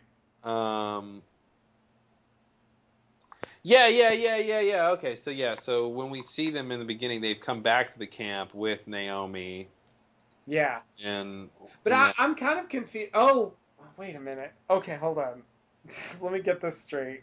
So it's all right. So when Sawyer first goes and like Locke's there to get him, like the first scene, that Jen and Hurley are they leaving or they just got? No, back? I think they just got back. They just got back. When they were like, we're going to go pee. I think the tent they're standing in front of is that where Naomi is? I think. Yeah. Okay. And so they've just gotten back. Not that they're just. Okay, that's why I was confused. I had the timeline flipped around. Okay. That makes sense then, because that's what they're hiding later. I thought there was some time jump that. Yeah, I thought it was before they left, and then they cut to after they got back. Yeah. It was really confusing. That's a little too much. I think it's simpler than that. Yeah. Okay. So they were just hiding that she's there, and we got like Saeed going in to talk to her. Like that story. I mean, that's definitely the lower interest story. That's the B storyline, if you will. Yeah. But it's that was pretty good too. I mean, we were talking about in Catch-22 how like it's kind of bullshit. Like we spend this whole episode trying to get to Naomi, and we get to her, and she just goes like, Desmond, And then, like, that's it, you know? The next week, we got something a little more interesting about her. And this week, you know, she talks for a long time, you know, and we get, like, a lot of details, supposedly, about her mission. Yeah. And so, like, it was interesting to see all that stuff, see Saeed questioning her, like, think about the strange answers she gives. I still don't really understand, like, the con they're doing and, like, who did what, when, and why. Like, it's very strange to me how that all came together. Even though I feel like I should know the whole story. Like, so this means that Widmore knows that Penny's looking for Desmond. Definitely means that. Yeah. And it means that he expected Desmond to be on this island. Yeah. And I guess I do feel like the Miss Hawking explanation is the most logical for why he would even know. Because I remember that was a big stumbling block for me. Why would have any idea that Desmond would be on the island? You know, of all random places to be lost, you know, in the middle of a solar race. Like, that's literally around the world. Why would, and why Yikes. Why does Miss Hawking know that Desmond's on the island? Yeah, I mean, she knows he'll get there. Right? Yeah. So, at the very least, and this is, you know, this comes down to, like, how she knows anything. She has Faraday's journal. Okay. And Desmond is mentioned in there. Okay. So, I think that that's how she knew that Desmond was going to be on the island. Now, what exactly his little notebook said about Desmond and how she knew all that extra stuff, like, the man in the red shoes is going to die now. Like, it's not really clear how that would come from the notebook. But, well, it can't come from Faraday if he wasn't there. Well, that seems like that makes a lot of sense. It sort of seems like, and I don't know how much of her story they have in place at this point. I'm gonna say right now, not that. Yeah. But you know, in retrospect, the way they wrote it, it makes it seem like because she has this crazy life that's determined by time travel, like she realizes she killed her own son, and then she goes through her whole life trying to push her son to the island so she can kill him. Mm-hmm. You know, it makes it seem like it made her develop some weird relationship with time. You know, that, like, she acquired some understanding of time that made her, like, know stuff about the future. Well, but she only knows stuff about the future because of the book, right? Well, I agree, but it just, like you said, like the stuff she told Desmond, like, you don't buy the ring, and like some of this stuff, like, it just doesn't seem like would have been in the notebook. Yeah, and I was wondering if the notebook ever mentioned Desmond was a monk, because then it would explain, well, she went to the monastery and got a picture with the head guy, and then that's why that picture's there. Right. I mean, the contents of the notebook are obviously not clear, and, you know, you can hide a lot there. So it is possible it says some of that stuff. I mean, Faraday did have some encounters with Desmond, you know, before the island, and I guess conceivably he could have known about some of those things, and maybe, you know, he wrote them down. Mm-hmm. But the man in the red shoes, you know, it doesn't really... Which I have to believe is a Wizard of Oz homage. Oh, definitely. Absolutely it is, yeah. And they love their Wizard of Oz references. They go all in. Yeah, that whole thing always seems like it's taking place outside of time, and it didn't actually happen.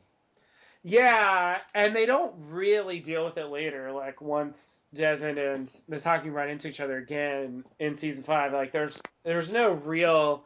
I mean, she knows who he is. Yeah.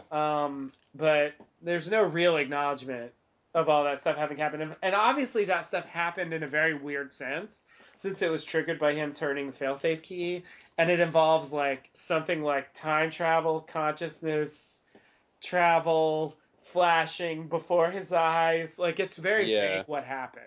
Yeah. And so it does kind of seem like not only like did that not happen in some sense, but like that wasn't really her. Yeah. Yeah. That like it was sort of an avatar for a figure playing some kind of role there. Mm-hmm. You know, and Like they maybe he decided created his own Flash sideways. Yeah, exactly. That's kind of what it seems like, and that she's just the face that it wore. Mm-hmm. You know, not that he even knows who she is at this point, but it doesn't feel like that really could be the same character. She's working in the ring shop. I mean, the whole thing's crazy. Yeah. Yeah. Yeah. You know, like how'd she pull that? She like go apply for a job like just at the right time. Like Mm-hmm. I knew when they need a salesperson, and you know, like it's weird. Or she was just working there for 20 years She until. worked there for 20 years. Just wait. Or she opened that shop knowing. She opened that, shop. Oh yeah. man. Yeah, no, you could go that far definitely if you want. She invented rings.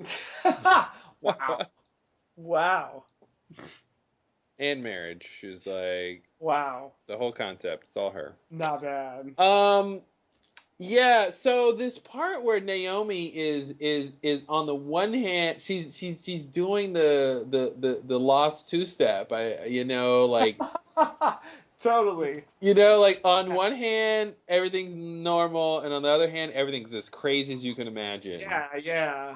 And she's saying it like both at the same time Yeah. and yeah, this whole thing. And yeah, so she says like, hey, they found the wreckage and they found the bodies. We're not dead. Of course you're not. And it's kind of like, then why did you say what you said? You said it as if you thought that was them. Okay, of course, then there's some other explanation, which they're not going to get into now. Right. So if you weren't looking for us, then who are you looking for? I was looking for Desmond. So that's a good sidestep. Right. But I guess the question is, what does Whitmore want? Whitmore wants the island. Okay. He knows what the island is now. Yeah. So why is he sending Naomi to do anything?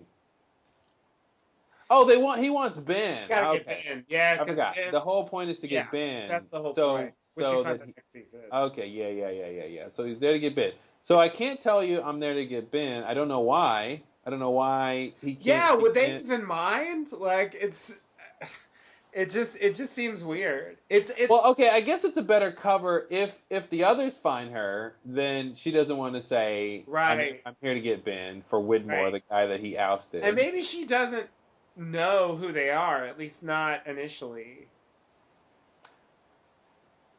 Well, or does she? Yeah, because at this point they just said we're Flight 815. They know she's not. Oh, right. She found that up pretty quickly. But I guess it doesn't mean they're not others. I mean, technically no, since Cindy's over there, but... Yeah, and she probably doesn't have any good way to tell who the others are in terms of, like, where they're living necessarily. Yeah, and I mean, Whitmore left long enough ago that, like, she wouldn't know Juliet, for example.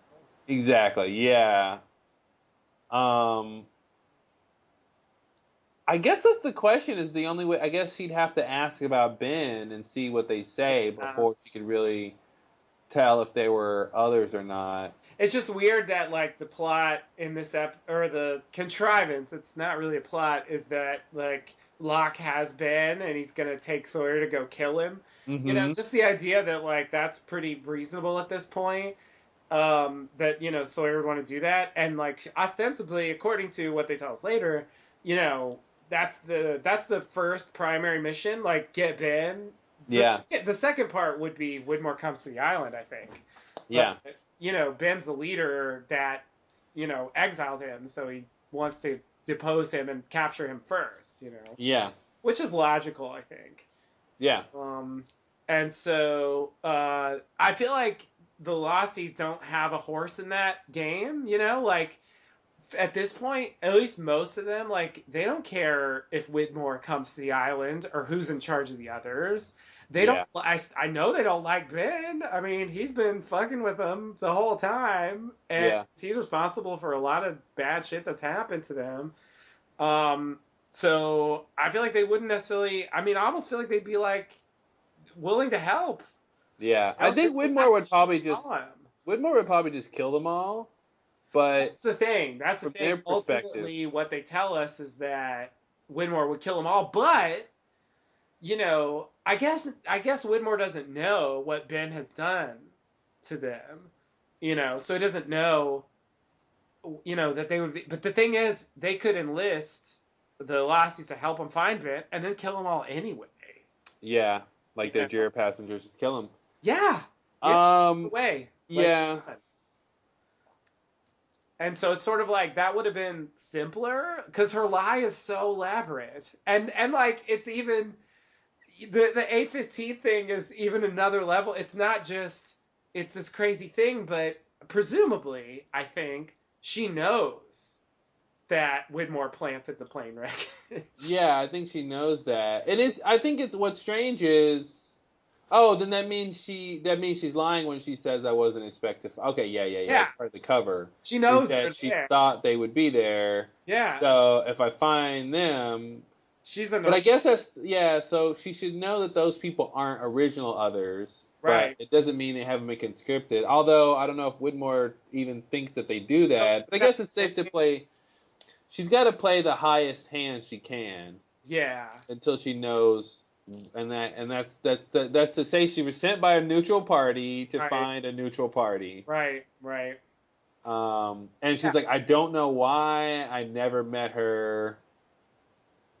It's a weird thing to say. Like, I don't know why. The why is to find Desmond. Yeah. I don't know why to find Desmond. Is that what she means? Like, my company was hired by a woman named Penelope Widmore. I don't know why. I never met her. She gave us a set of coordinates. We've been conducting a differential GPS grid search ever since. But she says they're there for Desmond, right? But then later, before that. Oh, yeah, but right before that, she says, so you weren't looking for us, and who were you looking for? Naomi says Desmond. Oh, no, she says him. So he says Desmond? My company was hired by a woman named Penelope. Right. I don't know why. So, yeah, I think what she's saying is she doesn't know why Penny wants to find Desmond. Oh. I think that's the thing. That's I see. I don't know. Okay. Not that. Okay. Nah. Okay. That makes sense.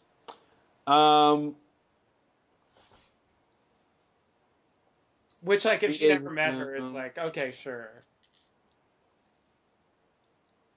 And it's actually good, like, I never met her, so don't ask me anything more about her.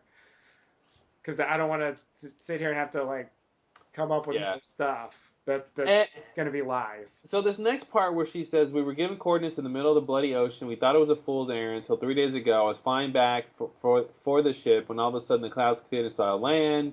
The instrument started spinning. I realized I was going down, so I grabbed my chute and bailed. So I like that could totally all be true. So part of that's definitely true, right? I mean, if she was in the helicopter, she came to the island, the instrument should have been spinning and goes down. So that part's true. That seems true, yeah. Now the question is, did they think it was a fool's errand? When Widmore said, "Here's the coordinates of the island," right? She didn't. I mean, did she think that was not true? Like, she went later to look at the coordinates and, well, why is Widmore sending us on this fool's errand? Like, is that part a lie? I feel like they didn't think that, but I don't know how we would really know. I mean, I guess I'm thinking of all the stuff we see later with them, on the freighter, and I never got the impression they thought they were on a fool's errand. Mm-hmm. I mean, there's certainly an atmosphere of this is dangerous, this is crazy, but I definitely don't get the sense they think they're wasting their time. Yeah. I mean, I don't remember that, so that seems like a lie to me. And it was like 3 days ago? You found this thing 3 days ago, and you're just now getting here?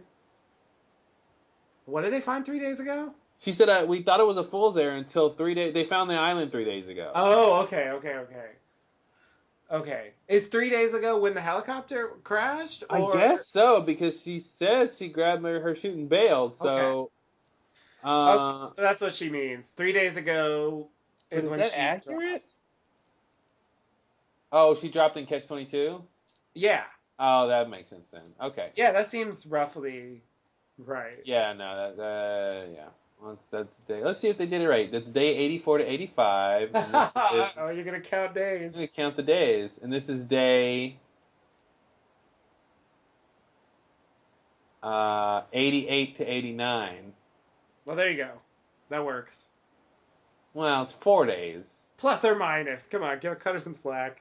No slack. There's no slack to be cut here. It's pretty close. Nah. 24 hours off. Nice try, Naomi. She's Another 25%. lie. She's 25% wrong. If you want to put it that way. I mean, it's a range, right? I mean, maybe she's right. No, she's wrong. Or did I count it wrong? If it's 80, it's 84 to 85. Yeah. And the other one is 88 to 89. So she was found on 85, and the day she's speaking is 88. It would be 3 days, no? Oh, if she's found this, okay.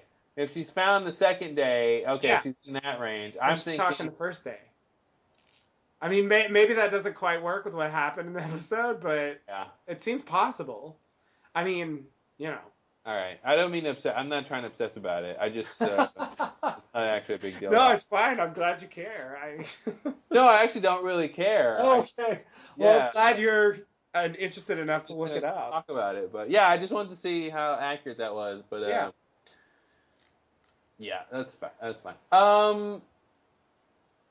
They say this thing later about how Whitmore was looking for the island for 20 years or something, and there's some controversy about that. I just say that to say that, they can be pretty loosey-goosey about dates sometimes. Yeah. And one day off, even though, relatively speaking, yeah. it doesn't seem that, you know what I mean? Yeah. I just would expect them to get it right. Fair enough. When they're talking about how many days and they know they're tracking the days versus like somebody giving a range or something of like 20 years but yeah. I agree. Just get it right. It's not that big of a deal. Get it right. But yeah, a pretty good episode. I mean, Locke doing his thing. It was interesting those moments when Locke had the higher status a couple times. Yeah. He was like, except, well, in the flashbacks, no, but he was relatively in control during the present. Although, it is kind of frustrating that, and there's no way for him to be more proactive, but Richard just kind of has to hand him the solution. Yeah. I mean, there's no way for him to know that, so it has to be that way, but it is sort of like once again Locke is just being pushed into doing things. Another person manipulating Locke. Yeah. And Richard's stake in all of it is still a bit mysterious to me, like what exactly he thinks about Locke. Like I remember in the 70s, he talks to Jack about it and he's like, I went to see him and I didn't think there was anything that special about him. If the prophecy were true, if it was just based on the fact that he appeared in the 50s, you wouldn't think he would say that in the 70s. Well, here's the thing I was going to mention about that is, again, it's about interpretation, right? Like, just because someone time travels, and this is a weird thing to say, just because someone time travels doesn't mean they're special. Right. Totally. And I think it's easy to say, wow, you time travel, well, you must be special. Right. But what if you come from a future where time travel costs a penny and everybody does it and it's not a big deal? Then it's just like, oh, well, I didn't think about that context. Right. So, the idea that he comes back is the beginning of this whole myth about himself. And the problem is special is just this general word, and I think that's Locke's problem specifically is he doesn't know what that means, so he's looking for it in every place he can, and never finds it. And I think the same thing with with the others and with Richard. It's like, what does it mean that he's special? you know. Right. He has a special role to play in all of your lives. Right, true. You know, but like, you know, first of all, what do you guys even want? Do you even know what you want, Richard? Like, you know, you're the OG other, and like, I don't even know if you know what you want. I mean, So, we know what well, Jacob yeah, told totally. you, but like, what do you even, you know, what's even the main goal here from Richard's perspective? I think that's a good question. Um, You should have the answer. We've been podcasting for years. We should know the answer. we really should, but I have to say, the answer doesn't come to mind immediately. Um, so let me get this straight. Does he tell Locke? Yeah, Ben doesn't want anyone to think you're special. Mm-hmm. So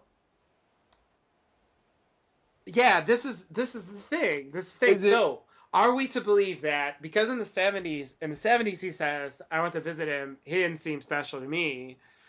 Whatever Jack that means. says, yeah, whatever that And can we talk about the test he gave him? Oh yeah, the test, yeah. How, like, in hindsight, those make no sense. I think I thought we came to the conclusion it was the compass. He was supposed to choose the compass because the compass was the thing that time traveling Locke gave him. Oh, that's right. Yeah, but that test makes no sense. Oh, it makes no sense at all. Why would he Why would he know about something that he hasn't experienced? Know something he's gonna do later? Yeah, it doesn't add up at all. I agree, but I feel like that's the answer. I don't know. And first of all, and you know, with the main idea of the show, even if he had picked the compass, it just would have been a coincidence. But that would have been taken as a sign that he was special, which would have been folly because you know, which would have been very lost. But yeah. Yeah. So are we meant to believe that, you know, Jack says don't give up on him? That is a little bit of encouragement, but ultimately it's the fact that Locke crashed on the island and his paralysis is healed. Yeah. Which is what Richard talks about here. Is it that sort of pushed him over the edge? Well, I was gonna say maybe Richard is like, listen, Ben doesn't want people to think you're special. I don't think you're special, but you'd be a better leader than Ben because Ben's crazy. Right. And the only person who has a chance of defeating Ben is you because of who people think you are or whatever. So I think it could either be that or it could be like you're saying, he got convinced at some point that he was special because of the healing. But again, I think, you know, they're never, and I feel like it's a lesson for life, really. Just they're never asking, yeah, but what if it doesn't mean anything? Right. You know, Locke got healed. Okay, what if it means he's special? Ooh, good question. What if it doesn't mean anything? Right. What if it's a coincidence? And that's the what if it's just a passive power? Yeah. What if people just get healed? And he got in the right location, you know, healing stream, you know, just by luck, you know. Yeah, and you can go one step further and say even if he was healed on purpose, why does that mean there needs to be some action afterwards? Why can't that just be the only thing to happen? Why does that mean we should follow him? Why does that mean he's going to do something great? You know, why doesn't that just mean, well, Jacob wanted to heal this guy, or the island just healed this guy? Like, you know, even to go to second step is a little erroneous. I mean, Ben is healed from seemingly like what would be a fatal gunshot wound via the temple, yes, but he is healed there. And you know, Richard here says that could, and referring to Locke's situation, that could only happen to someone who is extremely special. Like, it feels to me, and this is retconny because they don't have, I mean, we don't know much about Richard at this point, but, you know, Jacob, you know, touched him and he became like, you know, quasi-immortal. Mm-hmm. So is he very special because Jacob did that to him? I mean, he just asked for it, like, and Jacob happened to have the power. Does that make Richard special? Or is it just like, that's something he got, you know, because he was in the right place at the right time? Yeah, and I think Richard's thing is better than Locke's thing. I agree. So what does that even mean? Does that mean Richard's more special? Yeah, and These are I the mean, questions they're not asking. is he implying that it happened because of Jacob? And also, extra question along those lines: did Richard ever discuss Locke with Jacob? Like, it's not clear, or is he just drawing his own conclusions, based on what he thinks Jacob wants? And what's even crazier is with the whole lighthouse idea, Jacob is bringing people to the island who are broken. Right. And if Locke came to the island, that means he's broken. How could your leader be the person who's broken? Right. Right. So, and Richard should know that, right? The weird thing is that Richard does not know about the candidates, which they revealed in season 6. Yeah. That's the weird thing about Richard. That's like the one thing he should have known. Yeah, he's like the emissary for the people that Jacob brings to the island, but Jacob didn't bother to tell him that he's going to bring his replacements to the island. And that scene in season 6 where the Man in Black's like, you mean he didn't tell you? Like, it was like, I wanted to, like, choke the riot. Yeah. Like, really? Richard didn't know that? Yeah. Are you kidding me? And actually, it would have been interesting if they had just said he did know, because that would have meant he could have looked out for the Losties, for the candidates over all this time. That could have informed why he's helping Locke in this situation here. Right. If he's like, well, Locke's a candidate, he needs to, be here long term. I don't want him to get in Ben's crosshairs or whatever. Right. I guess it was easier to say he never knew. I think that's the idea. I think they didn't want to get in trouble if they said he knew. Yeah. And have to. There's something to the idea of keeping Richard out of that in terms of this whole game that Jacob and Man in Black are playing about the nature of humanity. Like, well, it might be unfair if I have, Richard down there. He's already my emissary. But I guess Man in Black doesn't even know about the candidate thing, right? No, he did. He had the cave and the. Well, but I mean, at a certain point he knows, but he doesn't know. Well, I guess there's a certain point where Jacob makes the decision to need candidates, and then later, Man in Black knows about it. Yeah. Okay, I see what you're saying. Yes. Yeah. There is that scene in Apaterno where, they do talk about that, don't they? Where it's sort of alluded to, like Richard, Jesus Christ, Jacob? How does it go again? Yeah, I remember their names, but I'm trying to remember how the lines go. Oh. It's something like, he's talking about how he's going to kill Jacob, and Jacob says, if I die, someone will take my place. And he goes, well, I'll kill them too. Yeah. And so it's like, it isn't quite the same thing as saying, I've got all these candidates and there's this huge plan and all that stuff. But at the very least, he has this idea that killing Jacob may not be the end. Yeah. And when did he discover the names and start crossing them off and stuff like that, go in the cave and all that stuff. It's not clear, but I think you're right that specifically Jacob's plan to get them, he came up with it before the Man in Black found out about it. Yeah. And I don't think we know when he found out. Mm-hmm. It's definitely not shown on screen, so it's completely up to speculation. But I think the weird thing about Richard for me is that he's the closest to Jacob. I mean, among the good guys, quote unquote. But at the same time, Jacob withholds information from him. And, Dogan knew about the candidates. And, Oh my God! I'm reading the transcript in Avatar. There's one line here I got to bring up that I think is like, I wish I didn't read this. Go for it. What is it? So this is Jacob talking to Richard about why bringing people to the island and all that stuff. Yeah. And the man that sent, this is Jacob, the man that sent you to kill me believes that everyone is corruptible because it's in their very nature to sin. I bring people here to prove him wrong. Okay, so first of all, that means that I forgot about that. I forgot about the exact wordage here, which basically means that they actually have to be tested. Like, part of the thing is for Man in Black to test them. And Jacob wins if they resist. Because it's not about whether people are good or bad. It's about if they're corruptible. Mm-hmm. Because, you can be good but be corruptible. And that's the point is, are good people corruptible? And I guess maybe that's the point is, if you're good, you're not corruptible. I don't know. Okay, so anyway, that's the first. But the second part. I feel like one problem with that game is that Man in Black's not really playing. Like, he's just trying to get off the island.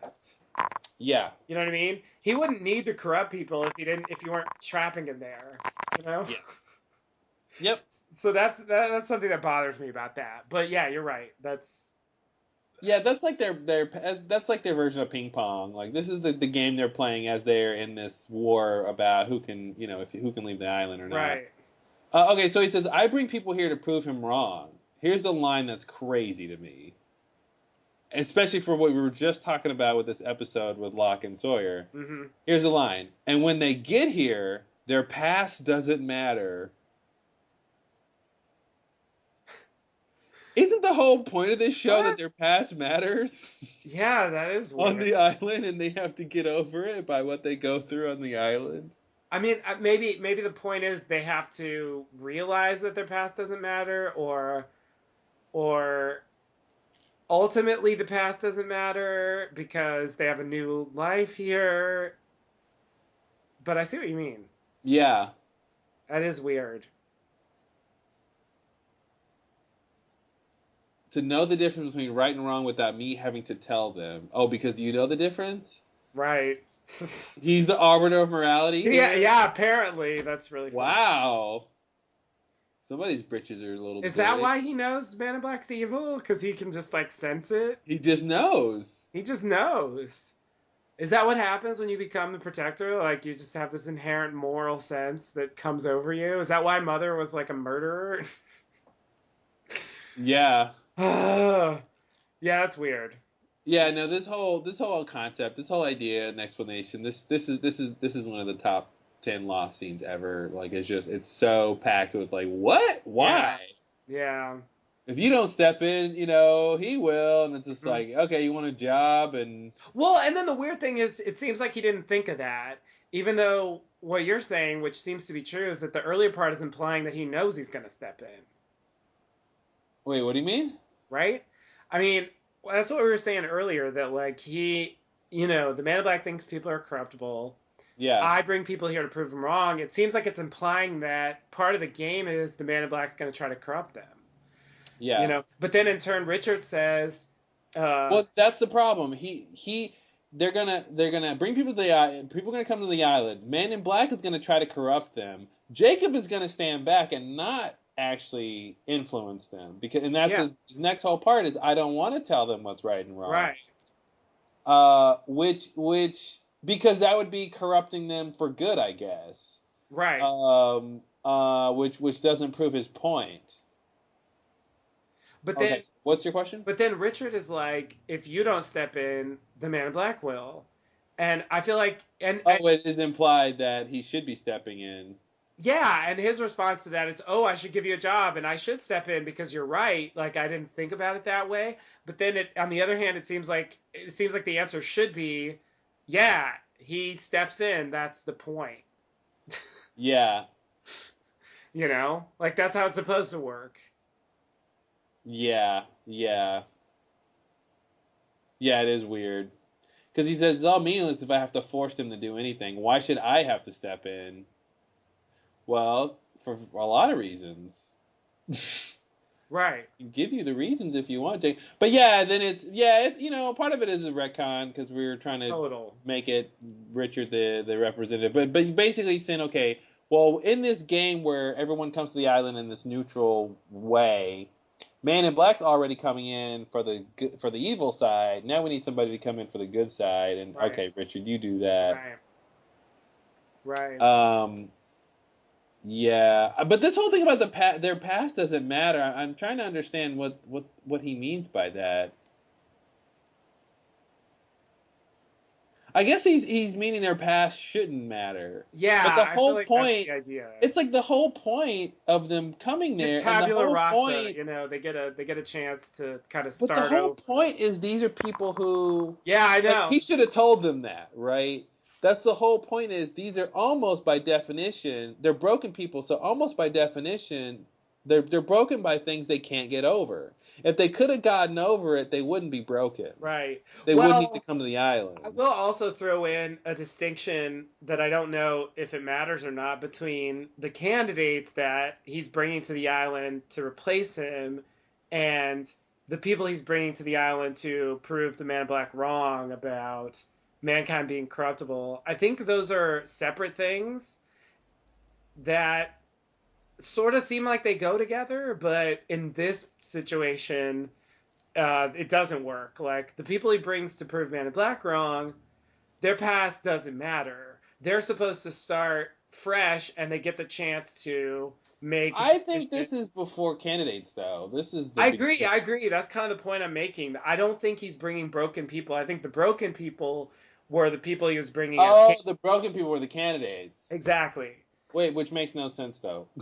Why would you bring broken people to replace you? Because they needed the island more than their lives, or Oh, because then they would be motivated. They'd yeah, be motivated to protect the island because it's the place where they got unbroken. exactly. Wow. Yeah, it's manipulative. Wow. Wow. That's really weird. I don't know if we've ever put it in those terms before. It's Stockholm syndrome. Yeah, definitely. Definitely. Yeah, that's so crazy. I'll bring you to this place that's so hellish that if you survive and get over your trauma, you'll come to love. You'll be so thankful that you're willing to give your life to protect it.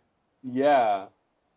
Because you That's- would have put your life on the line so many times that putting your life on the line for the island won't be that big a Yeah. deal. And for Jack, that's basically what happens. Even Hurley, to an extent. Yeah, because it's like we've gotten close to dying so many times. Yeah. Well, now I have a reason to put my life on the line. Right. It's not just like, yeah, there's a boar or something. It's Yeah, Yeah. that's crazy. It is crazy. I never really thought about it that way. I have not thought about it that way. Yeah, wow. That needs to go in the bookmark section of how to think about the show. Because I don't think we've sort of framed Jacob and the candidates that way. No, I don't think so. And I also hadn't really zeroed in on their past doesn't matter as being a thing. Yeah. And Because if if their past matter, then they're not thinking about the island. Right. And that's exactly Ben's problem. Now that Yeah. we talk about it, is his past matters to him, which is Right. why he's fixated on the fertility thing. True. And he's only really protective of the island in so far that he's selfish about power and stuff like that. Right. Yeah. I am curious about Ben's attachment to the island. Like, is it just the fact that he was healed, or sort of what is it for Ben that makes him want to be on the island? Do we learn that? Well, and it's interesting because it's specifically that, right? Because he could have been a Widmore and wanting to be in charge but still leave the island, but he's literally against that. That's why he kicked Widmore out, because he wasn't doing something right. He didn't have the right fidelity to the island. But what does that really mean? Yeah. What does that really mean for Ben? Yeah, where does his loyalty come from? I mean, it really seemed to me, and we'll see it in the next episode, and like maybe this will make more sense once we see the next episode where we see his backstory. But it seems to me like he ran to the others because his father was so shitty. Yeah. And therefore, like, there was no place for him in Dharma that was like fun to be with. And so it was like, it was adventure. It was like a rebellion. It was, it didn't seem to me like he had any particular attachment to the island or the other's mission or whatever. It was more just like, you're against them. Yeah, yeah. I mean, I think there's a sense that this is his home. He feels like, so he wasn't protected in that Because he sense. kind But of grows up there, I guess. yeah. Yeah. But yeah, there's some turn there to where he's just kind of a kid, and like when Widmore's in charge and he's growing up and all that stuff, and when he takes Alex and all that. Yeah. Yeah, I'm trying to think, like, at what point is he thinking the island is mystical and magical and special and all that stuff, and where it needs to be protected, and who told him that? Yeah. And the whole idea of good and bad people, that's a big Mm-hmm. part of the others. Obviously, comes from Jacob via Richard, and Right. this whole Right. game they're playing about people. But it's like that's all Ben does is manipulate people, So this idea of like Right. people being corruptible is like Ben's proving Man in Black's side of it Oh, the whole definitely. time, And of course, he becomes a huge. I mean, and he's the one that literally kills Jacob. he's the one. Oh wow. Oh wow, maybe that's his loophole. Maybe that's it. Proving him wrong. No, like yeah, proving him wrong in the contest. Right. Like I won now. I convinced I convinced someone to kill you. That means that people are inherently corruptible, and a guy who loved you, aka was a good guy, I corrupted him and made him bad. Mm-hmm. Therefore, I win. Thus, I get to leave the island. I want to make that leap. Yeah, it's not clear why that would be true. I mean, if he made a bargain with Jacob, where it was like, if I prove you wrong, you have to let me leave or something, it kind of seemed to me like it was just a loophole because, because he couldn't kill Jacob himself, but he could talk someone else into doing it. But it does seem like it ties in. I mean, I feel like that all of those issues swirling around like feel related, but they don't. It's hard to connect them, but they are definitely related. And I think the idea of like if you're having a game about the fundamental human nature, and there's a good side and bad, there's Man in Black and Jacob. Like I feel like as from a writing standpoint, how do you prove who wins? And I feel like if you want the bad guy to win, you get the bad guy to get a good guy to kill the good guy. Right. That's the ultimate way to prove the point about human corruptibility, I think. Yeah. And they did that. So I want to feel like that was their point. Yeah. Yeah. I mean, it would make sense. I wish they had like underlined that a little more. I guess they like I wish he would have said checkmate or something, Yeah. Just like I won that game. Now you're the episode historian.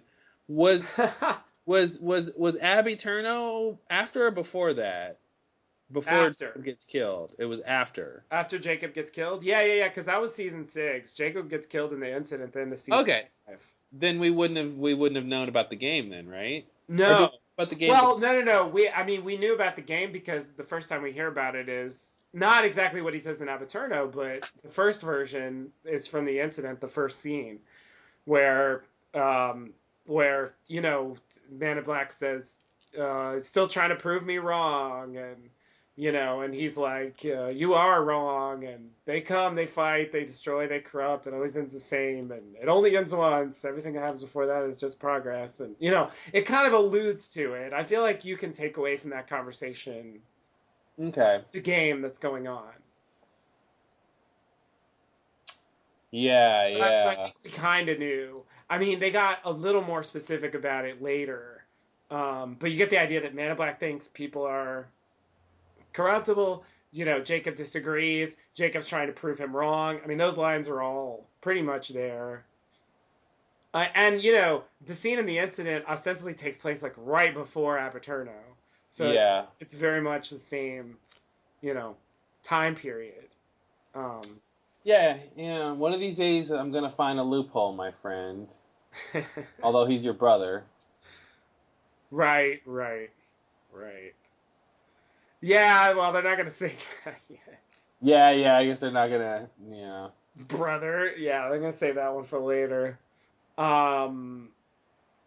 I feel like another thing about this, it sort of reminds me of the lists where there's these various lists that serve different purposes for different people at different times, but it's always lists. Like I feel like with Jacob bringing people to the island, the issue is sort of confused that he was bringing people to prove Man in Black wrong. He was also bringing candidates there. In a way, the candidates are part of that plan, and in a way, they're not.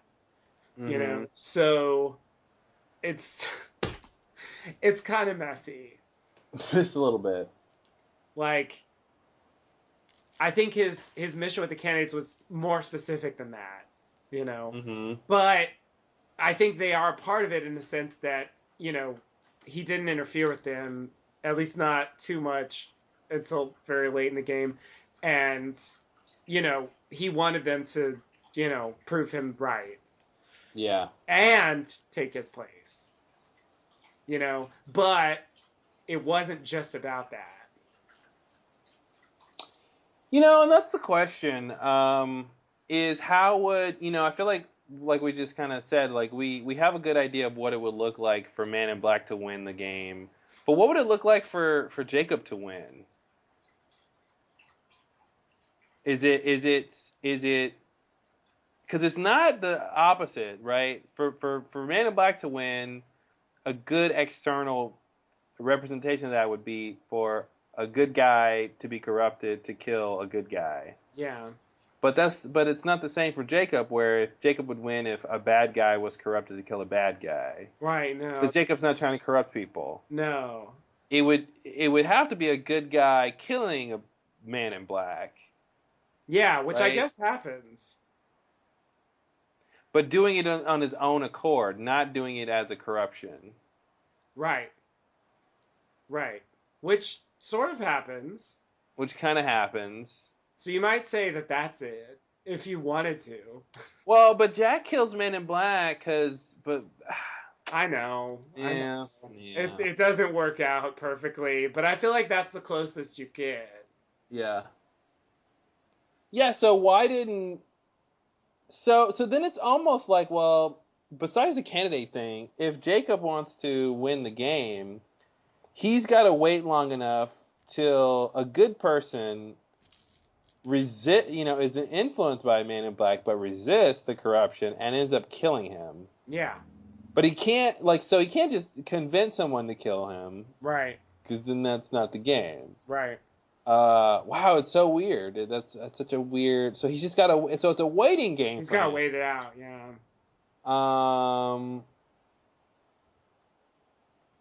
But by virtue of that, it means he needs Man in Black to interfere. Right.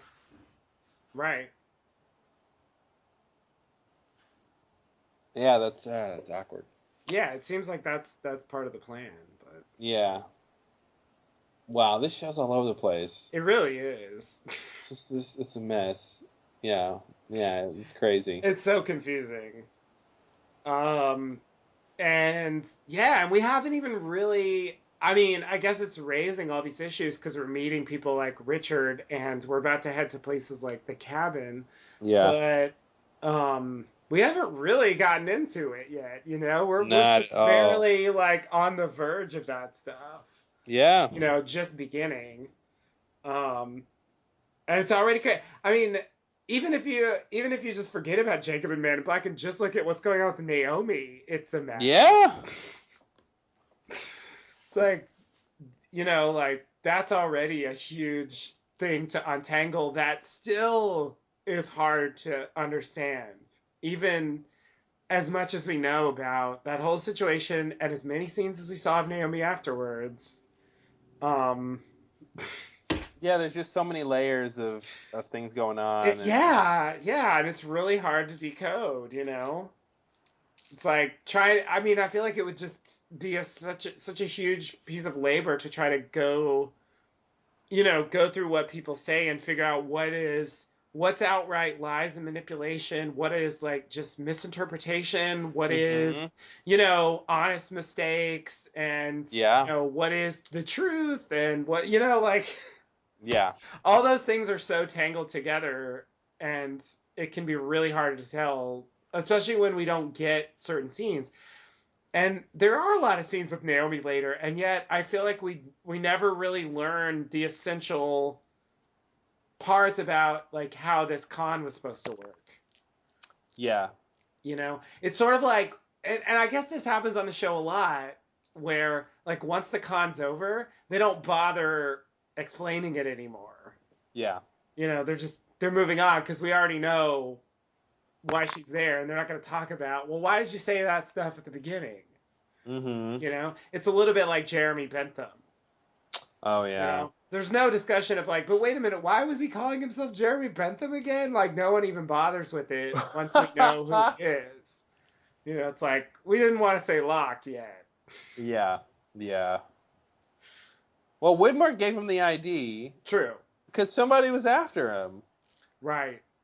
They were after him. They're after me. They're after me, guys. Oh, I can't wait till we get to that. It was Widmore that was after him, right? Or was it Ben? Or was it both? Who even knows?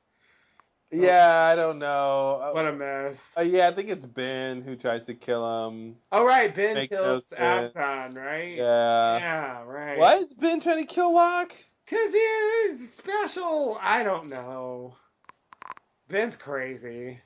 Yeah, Ben goes back and forth about killing Locke. Like, he flip-flops, like, several times. A lot. Yeah, that's kind of his running gag. It does end with him killing Locke, so, I'll give him the follow-through, but it takes a while to get there. Wow. All right, well, we went through a lot. And if I remember right, I think there's even a scene from season 5 where it's insinuated that Yeah, it was Alex who told him that. So presumably, like the smoke monster actually read his mind. He was thinking about killing Locke again, even after he comes back to life. Wait, what? In season 5, when they crash with Ajira. Yeah. He goes over to be judged by the smoke monster. Yeah. And after that, Alex comes out, and she's like, I remember some line where like, I know you're already thinking about killing him.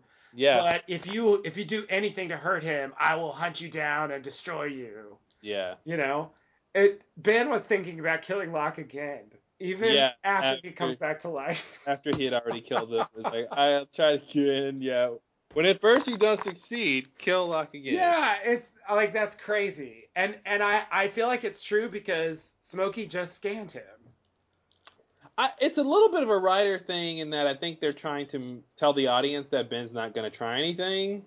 Yes. I'm sorry, that Ben's not going to try anything again, but is validating the idea that he's already thinking it. Yeah.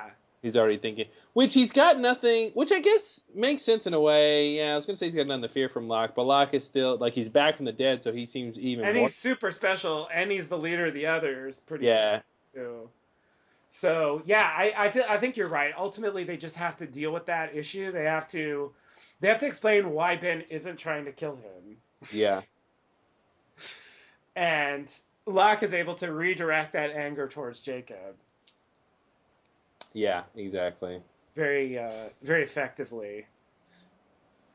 And there's the threat. I mean, he just openly says, like, if you hurt him, the smoke monster will come kill you. Yeah.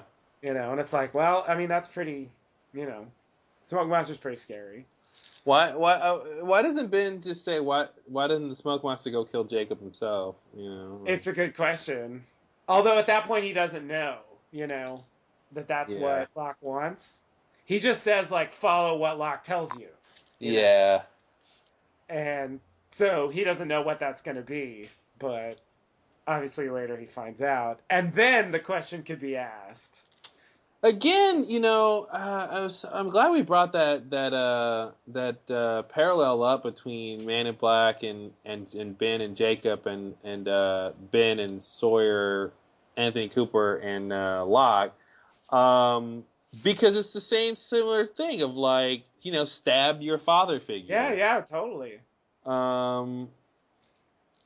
And the fact that Ben tried to make Locke do that, it made sense that once Ben had a knife in his hand, he would do the same thing in the same way. Yeah. Yeah, it's really interesting. In a way, they just rehashed that whole Yeah, idea. you're right. I didn't really think about it that way, but yeah. Yeah, they just reused it in a bigger context. It almost makes it seem like an others thing. Like this is what others do. We need to stab whoever's standing in our way or something. There's no real precedent for that except like it happens a couple times. But yeah, you're right. It does seem that way. Yeah, interesting. It is. Well, it's always fun when we get some new insights. I know they keep happening despite all what you would expect after as much as we've discussed. 600 hours or whatever. I don't know how long I talked about it this point. And listening to Lost Lowdown 29, it's like, man, it's been a lot of 29 and now we're on 149. 149, yeah. It's crazy. Yeah. We had no idea back then, I think, it was gonna go. Yo, could you imagine we would be like, wow, podcast 29. Well, 120 more to go, guys. Yeah, see you there, 2015, huh? Yeah, right. Who's with me? It seems so far in the future. Yeah, no, it's crazy. Yeah, 5 years after the show's been off, guys, right? Mm-hmm. Still at it. It keeps yielding. I don't know. It's hard to. It's the show that keeps on giving, and I'm not asking it to. I'm trying to. It's like your overflowing toilet. That's what the show is. Totally. That's exactly what it's like. But you want it to stop overflowing, but the fact that it's overflowing means you have to give it this attention. Yeah. But you. And it's kind of interesting to watch. Mm-hmm. Yeah, you kind of want it to stop because it's making a mess. Right. But it's wow. The whole show is one big overflowing. They should print that. Lost. It's actually a compliment. Yeah, no, it's good. No, it's pretty crazy. Still getting like things are lining up, and really seeing the show. That example of seeing the show, with in the same episode, a few scenes apart, different characters talking about the same facts. So Anthony Cooper and Naomi talking about the plane wreckage and having different contexts, so having different interpretations of that. Is the whole basis of the show. Yeah, and it's crazy to see. Look, they're telling us, they're showing us. Right. It's it, guys. And then just letting that sit there and letting the audience do with it what they want.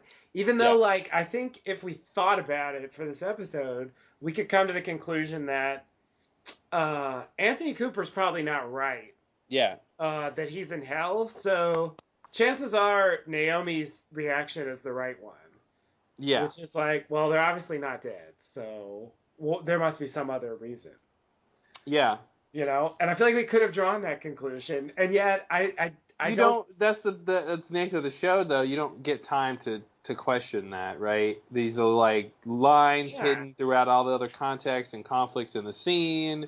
Yeah. And at the end of the episode, you don't go, what was that they said about the plane wreckage? You're thinking about, Sawyer having killed the real Sawyer and, all this other stuff. And, yes, but it's, when you get to go back and listen line by line, it becomes clear what they're doing. Yeah. Sometimes.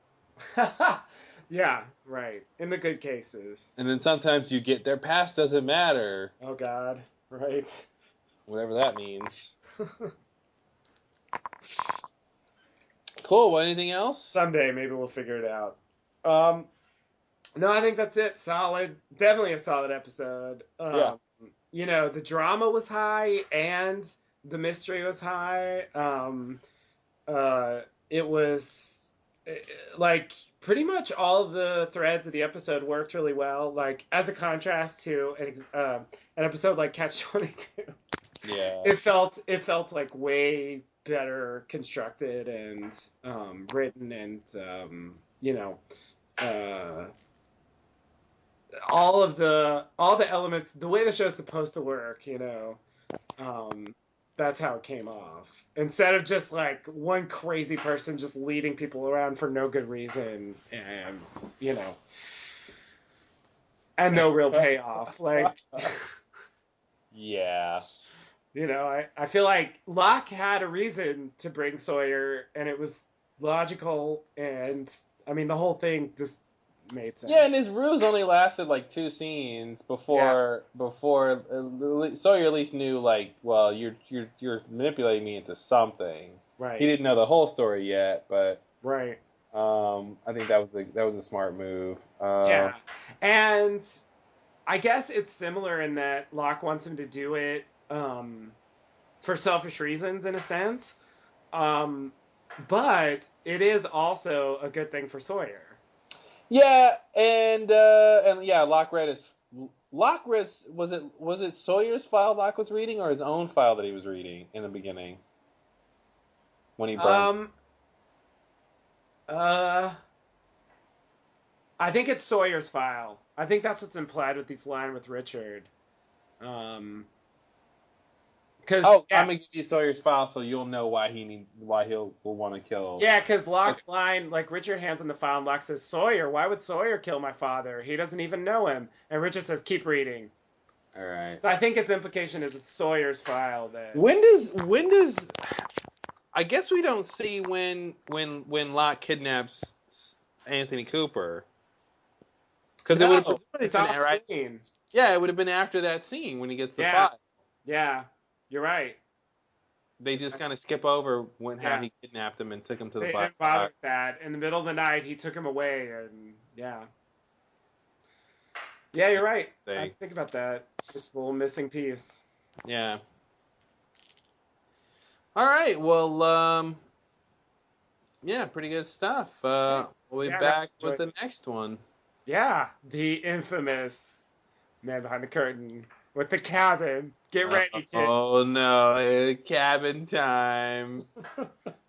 Just when you thought it was safe to go to the next episode. Oh man. Yeah, Locke with that bag over his shoulder. I was just like, yeah, I know where this is leading. Oh jeez. No, we're good. Wow, so 3 more episodes in the end of season 3. We're really winding up here. It's nice. Wow. Yeah. Wow. Yeah, and I feel like once season 4 starts, I mean, that's like the beginning of the roller coaster. Totally. Yeah, the pace is way faster. The seasons are shorter and Yeah.